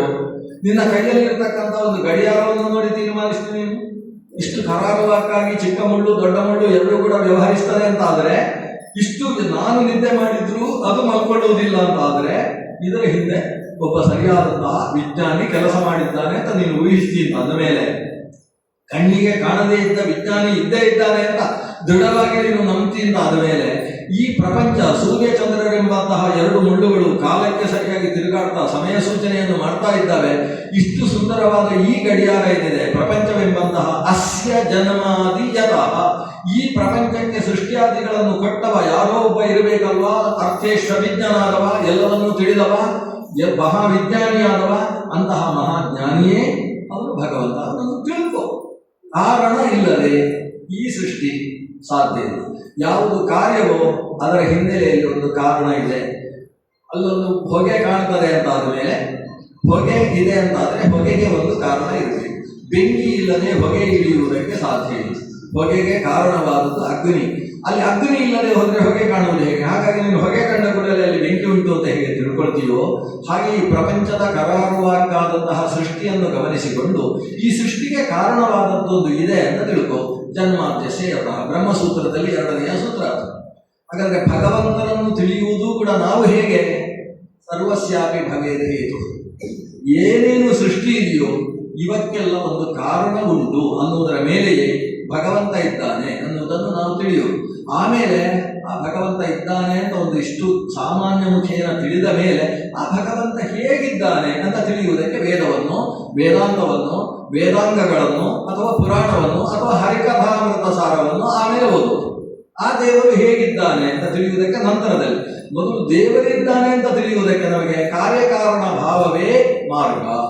ಈ ಕಾರ್ಯಕಾರಣ ಭಾವದ ಮೂಲಕ ಭಗವಂತನ ಯಾವ ಅವತಾರ ಬೇಕಾದರೂ ಆಗಲಿ, ಅವನು ನರಸಿಂಹನೇ ಆದದ್ದು ಯಾಕೆ ಅಂತ ಕೇಳಿದ್ರೆ ಚತುರ್ಮುಖ ಬ್ರಹ್ಮ ವರಕೊಟ್ಟದ್ದು ಹಾಗೆ. ಆದ್ರಿಂದ ಚತುರ್ಮುಖ ಬ್ರಹ್ಮ ವರಕೊಟ್ಟದ್ದು ಹಾಗೆ ಯಾಕೆ ಅಂತ ಹೇಳಿದ್ರೆ ಈ ಹಿರಣ್ಯಕಶಿಪು ಹಾಗೆ ಅಂತ ವರ ಕೇಳಿದ್ರಿಂದ, ಅವನು ವರವನ್ನು ಕೇಳಿದ್ದು ಹಾಗೆಯೇ ಯಾಕೆ ಅಂತ ಹೇಳಿದ್ರೆ ಅದಕ್ಕೆ ಪರಮಾತ್ಮ ಹಾಗೆ ಪ್ರೇರಣೆ ಮಾಡಿದ್ದರಿಂದ. ಪರಮಾತ್ಮ ಹಾಗೆ ಯಾಕೆ ಪ್ರೇರಣೆ ಮಾಡಿದ? ಆ ಹಿರಣ್ಯಕಶಿಪಿನ ಕರ್ಮ ಹಾಗೆ ಇದ್ದದ್ದಕ್ಕೆ. ಆ ಕರ್ಮವಾದರೂ ಹಾಗೆ ಯಾಕೆ? ಅದು ಜಯ ವಿಜಯರು ಹಾಗೆ ಮಾಡಿದರಿಂದ ಎಲ್ಲಿ ಹೋಗ್ತದೆ? ಕೊನೆಗೆ ಭಗವಂತನಲ್ಲಿ ಹೋಗಿ ನಿಲ್ತದೆ. ಪ್ರತಿಯೊಂದು ಕೂಡ ಭಗವಂತನಲ್ಲಿ ನಿಲ್ಲುವುದಕ್ಕೆ ಅವಕಾಶವಿದ್ದದ್ದರಿಂದ ಅದಕ್ಕೊಂದು ಅನವಸ್ಥಾ ಇಲ್ಲ. ಅನವಸ್ಥಾ ಇಲ್ಲದ ಕಾರ್ಯಕಾರಣ ಭಾವ. ಇದಿಷ್ಟು ನಾನಿವತ್ತು ನಿಮಗೆ ಹೇಳಬೇಕಾದಂತಹ ಉಪನ್ಯಾಸದ ಮೂಲ ವಿಷಯ. ಒಟ್ಟಿಲ್ಲಿ ಉಪಸಂಹಾರಕ್ಕೆ ಬರುವುದಾದರೆ, ನಮ್ಮ ವಾದಿರಾಜರು ರಚಿಸಿರತಕ್ಕಂಥ ಯುಕ್ತಿಮಲ್ಲಿಕಾ ಅನ್ನೋ ಗ್ರಂಥ. ಯುಕ್ತಿಮಲ್ಲಿಕೆಯಲ್ಲಿ ಈ ಕಾರ್ಯಕಾರಣದ ಭಾವದ ಬಗ್ಗೆ ಬಹಳ ಸುಂದರವಾದ ವಿವರಣೆ ಇದೆ. ಸರ್ವಸ್ಯಾಪಿ ಭವೇದ ಹೇತು ಅಂತ ಹೇಳಿದ್ರೆ ಎಲ್ಲಕ್ಕೂ ಕಾರಣ, ಸರ್ವಸಾಧಾರಣವಾದ ಒಂದು ಕಾರಣ ಇದೆ. ಸರ್ವಸಾಧಾರಣವಾದ ಕಾರಣಗಳು ಯಾವುದಿಲ್ಲ? ಒಂದು ಭಗವಂತ ಅಂತ ಸುಲಭವಾಗಿ ಹೇಳಿದೆ. ಅವ ಎಲ್ಲಕ್ಕೂ ಕಾರಣ. ಸರ್ವಸ್ಯಾಪಿ ಅಯಂ ಹೇತು. ಎರಡನೇದ್ದು ಭಗವಂತನ ಜ್ಞಾನ, ಅದು ಭಗವಂತನೇ, ಬೇರೆ ಅಲ್ಲ. ಮತ್ತೊಂದು ಭಗವಂತನ ಇಚ್ಛೆ, ಮತ್ತೊಂದು ಭಗವಂತನ ಪ್ರಯತ್ನ. ಪ್ರಯತ್ನ ಅಂದ್ರೆ ಭಾರಿ ಪ್ರಯಾಸ ಅಂತ ಅರ್ಥ ಅಲ್ಲ. ಭಗವಂತನ ಕೃತಿ, ಭಗವತ್ ಕೃತಿ, ಅದು ಸರ್ವಕ್ಕೂ ಕೂಡ ಕಾರಣೀಭೂತವಾದದ್ದು. ಇದಿಷ್ಟಲ್ಲದೆ ಅದೃಷ್ಟ. ಅದೃಷ್ಟ ಅಂದ್ರೆ ಏನು? ಪುಣ್ಯ ಪಾಪಗಳು. ಪುಣ್ಯ ಪಾಪಗಳು ನಾವು ಮಾಡಿದ ಕರ್ಮ ಅಂತ ಅರ್ಥ. ವ್ಯಕ್ತಿಗಳು ಮಾಡಿದಂತಹ ಕರ್ಮಗಳು ಸರ್ವಕ್ಕೂ ಕಾರಣ. ಹೇಗೆ ಒಂದು ಅನಾರೋಗ್ಯ ಉಂಟಾಯಿತು, ಅನಾರೋಗ್ಯಕ್ಕೆ ಕಾರಣವಾಗಿ ಕಫ ಪ್ರಕೋಪವೋ, ಪಿತ್ತ ಪ್ರಕೋಪವೋ, ವಾತ ಪ್ರಕೋಪವೋ ಕಾರಣ ಅಂತೇವೆ. ಆ ವಾತ ಪಿತ್ತ ಪ್ರಕೋಪ ಉಂಟಾಗೋದಕ್ಕೆ ಕಾರಣ ಏನು ಅಂತ ಹೇಳಿದ್ರೆ ಸರಿಯಾಗಿ ಊಟ ಮಾಡದೇ ಇದ್ದದ್ದು ಅಥವಾ ಎಂಥದ್ದು ಊಟ ಮಾಡಿದ್ದು ಕಾರಣ ಅಂತ ಹೇಳ್ತೇವಲ್ವಾ. ಈ ಆಹಾರ ವಿಹಾರಾದಿಗಳು ಹೇಗೆ ಕಫಾದಿ ಪ್ರಕೋಪಕ್ಕೆ ಕಾರಣವಾಗಿ ದೋಷತ್ರಯದ ಮಾಲಿನ್ಯದ ಕಾರಣದಿಂದಾಗಿ ಆತನಿಗೆ ರೋಗಕ್ಕೆ ಕಾರಣವಾಗ್ತದೋ, ಹೀಗೆ ಒಂದು ಕಾರಣಮಾಲೆ ಪ್ರತಿಯೊಂದರಲ್ಲಿ ಇರುವಂತೆಯೇ ಸರ್ವಕ್ಕೂ ಕೂಡ ಕಾರಣವಾಗಿ ಅದೃಷ್ಟ ಅಂದರೆ ಪುಣ್ಯ ಪಾಪಗಳೆಂಬಂತಹ ನಮ್ಮ ಕರ್ಮಗಳು ಕಾರಣವಾಗಿರ್ತವೆ. ಮನುಷ್ಯರ ಜನ್ಮದಲ್ಲಿ ಅನುಭವಿಸತಕ್ಕಂತಹ ನಾನಾ ರೀತಿಯ ಸುಖಭೋಗಾದಿ ಸಂಬಂಧಿಯಾದ ನಾನಾ ವ್ಯವಸ್ಥೆಗಳು ಇವೆಲ್ಲಕ್ಕೂ ಕಾರಣವಾಗಿ ಕರ್ಮ ಇರ್ತದೆ. ಆದರೆ ಆ ಕರ್ಮವನ್ನು ನಿಯಂತ್ರಿಸತಕ್ಕಂತಹ ಕರ್ಮಾಭಿಮಾನಿ ದೇವತಾ ಶಕ್ತಿಗಳಿರ್ತವೆ. ಅವುಗಳನ್ನು ನಿಯಂತ್ರಿಸುವುದಕ್ಕೆ ಮುಖ್ಯ ಪ್ರಾಣ ಅನ್ನುವ ತತ್ವ ಇದೆ. ಅದನ್ನು ನಿಯಂತ್ರಿಸುವುದಕ್ಕೆ ಪರಮಾತ್ಮನೆಂಬಂತಹ ಪರಮ ಕಾರಣ ಅಥವಾ ಆದಿ ಮೂಲ ಅಂತ ಕರೆಸಿಕೊಳ್ಳತಕ್ಕಂಥ ಭಗವಂತ ಇದ್ದಾನೆ. ಅವನು ಸರ್ವಕ್ಕೂ ಕೂಡ ಹೇತು. ಅದರಿಂದ ಎಲ್ಲ ವಿಷಯವೂ ಭಗವಂತನಲ್ಲಿ ಹೋಗಿ ನಿಲ್ಲುತ್ತೆ ಅನ್ನೋದು ಯುಕ್ತಿ ಮಲ್ಲಿಗೆ ಈ ಕಾರಣತ್ವದ ಮೂಲಕವಾಗಿ ನಿರೂಪಿಸತಕ್ಕಂಥ ವಿಷಯ. ಇನ್ನು ಇದೇ ಕಾರಣತ್ವದ ವಿವರಣೆ ನಾವು ವ್ಯಾಸತೀರ್ಥರಲ್ಲಿ ನೋಡಬೇಕಾದ್ರೆ ನಾವು ನ್ಯಾಯಾಮೃತಕ್ಕೆ ಹೋಗುವುದು ಒಳ್ಳೆಯದು. ನ್ಯಾಯಾಮೃತದಲ್ಲಿ ಶ್ರುತ್ಯರ್ಥ ವಿವರಣೆಯನ್ನು ಎರಡನೆಯ ಭಾಗದಲ್ಲಿ ಮಧ್ಯದ ಭಾಗದಲ್ಲಿ ಶ್ರುತ್ಯರ್ಥ ವಿವರಣೆಗಳನ್ನು ಕೊಡ್ತಾ ಹೋಗ್ತಾರೆ. ವಿಶ್ವ ಮಾಯಾ ನಿವೃತ್ತಿ ಅನ್ನುವ ಮಾಯಾ ಶಬ್ದದ ವಿವರಣೆಯನ್ನೆಲ್ಲ ಕೊಡ್ತಾ ಹೋಗ್ತಾರೆ. ಸರ್ವಕ್ಕೂ ಕಾರಣ ಯಾವುದು? ಮಾಯೆ. ಮಾಯೆ ಅಂದ್ರೇನು? ಭಗವಂತನ ಜ್ಞಾನ, ಭಗವಂತನ ಅಚಿಂತ್ಯವಾದ ಶಕ್ತಿ. ಭಗವಂತನ ಅಚಿಂತ್ಯ ಶಕ್ತಿಯಿಂದ ಎಲ್ಲವೂ ಕೂಡ ನಿಷ್ಪನ್ನವಾಗುತ್ತೆ.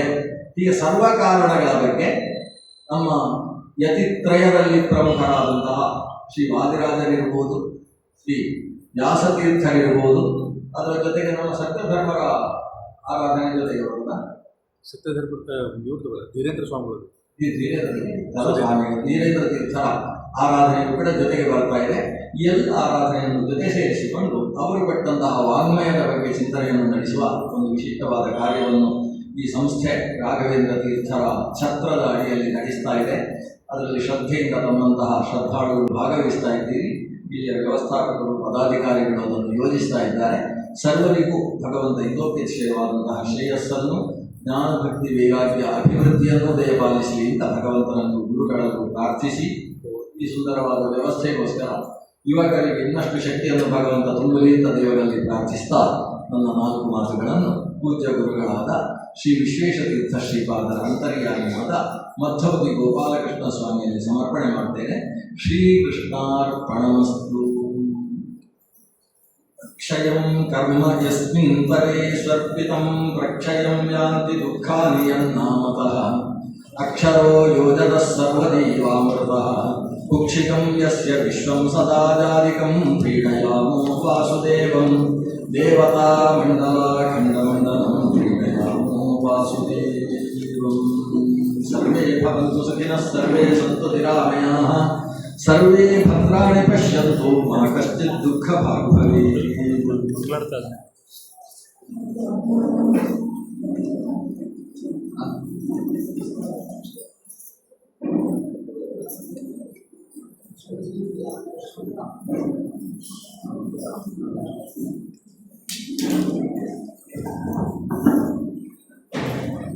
ಪೂಜ್ಯ ಆಚಾರ್ಯರು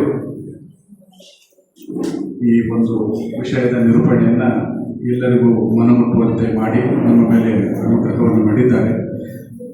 ಈಗ ಮಂಗಳಾರತಿ ಆಗ್ತದೆ. ತದನಂತರದಲ್ಲಿ ತುಳಸಿ ಪತ್ರ ಸಮರ್ಪಣೆ ಇರ್ತದೆ.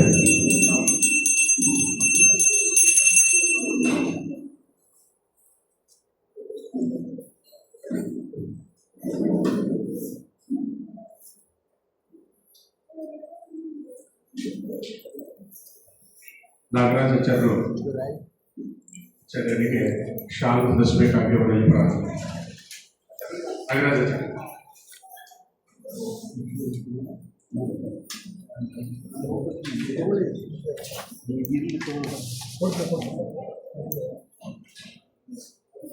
ಗುರುರಾಜ್ ಸಿದ್ದಾಪುರಕರ್ ಅವರು ಮಾಲಾರ್ಪಣೆ ಮಾಡಿ ತುಳಸಿ ಪತ್ರ ಸಮರ್ಪಣೆ ಮಾಡಬೇಕಂತ ಪ್ರಾರ್ಥನೆ.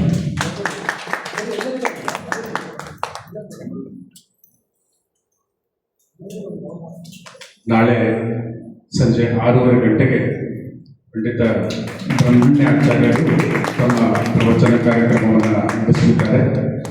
ವಿಷಯ ಯೋಗ ಕರ್ಮಸು ಕೌಶಲಂ ಎನ್ನುವಂತಹ ವಿಷಯದ ಮೇಲೆ ನಾಳೆ ಪಂಡಿತ ಬ್ರಹ್ಮಣ್ಯ ಆಚಾರ್ಯರ ಪ್ರವಚನ ಸರಿಯಾಗಿ 6:30 ಗಂಟೆಗೆ ಎಲ್ಲರೂ ಇದೇ ರೀತಿಯಾಗಿ ಬರಬೇಕು.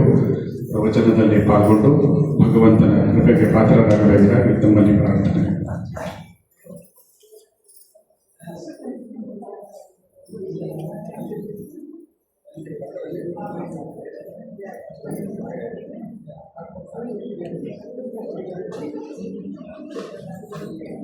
ನೀವೇನು ಗಾರ್ಡನ್ ಸ್ಕ್ವೇರ್ ಅದ ಗಾರ್ಡನ್ಸ್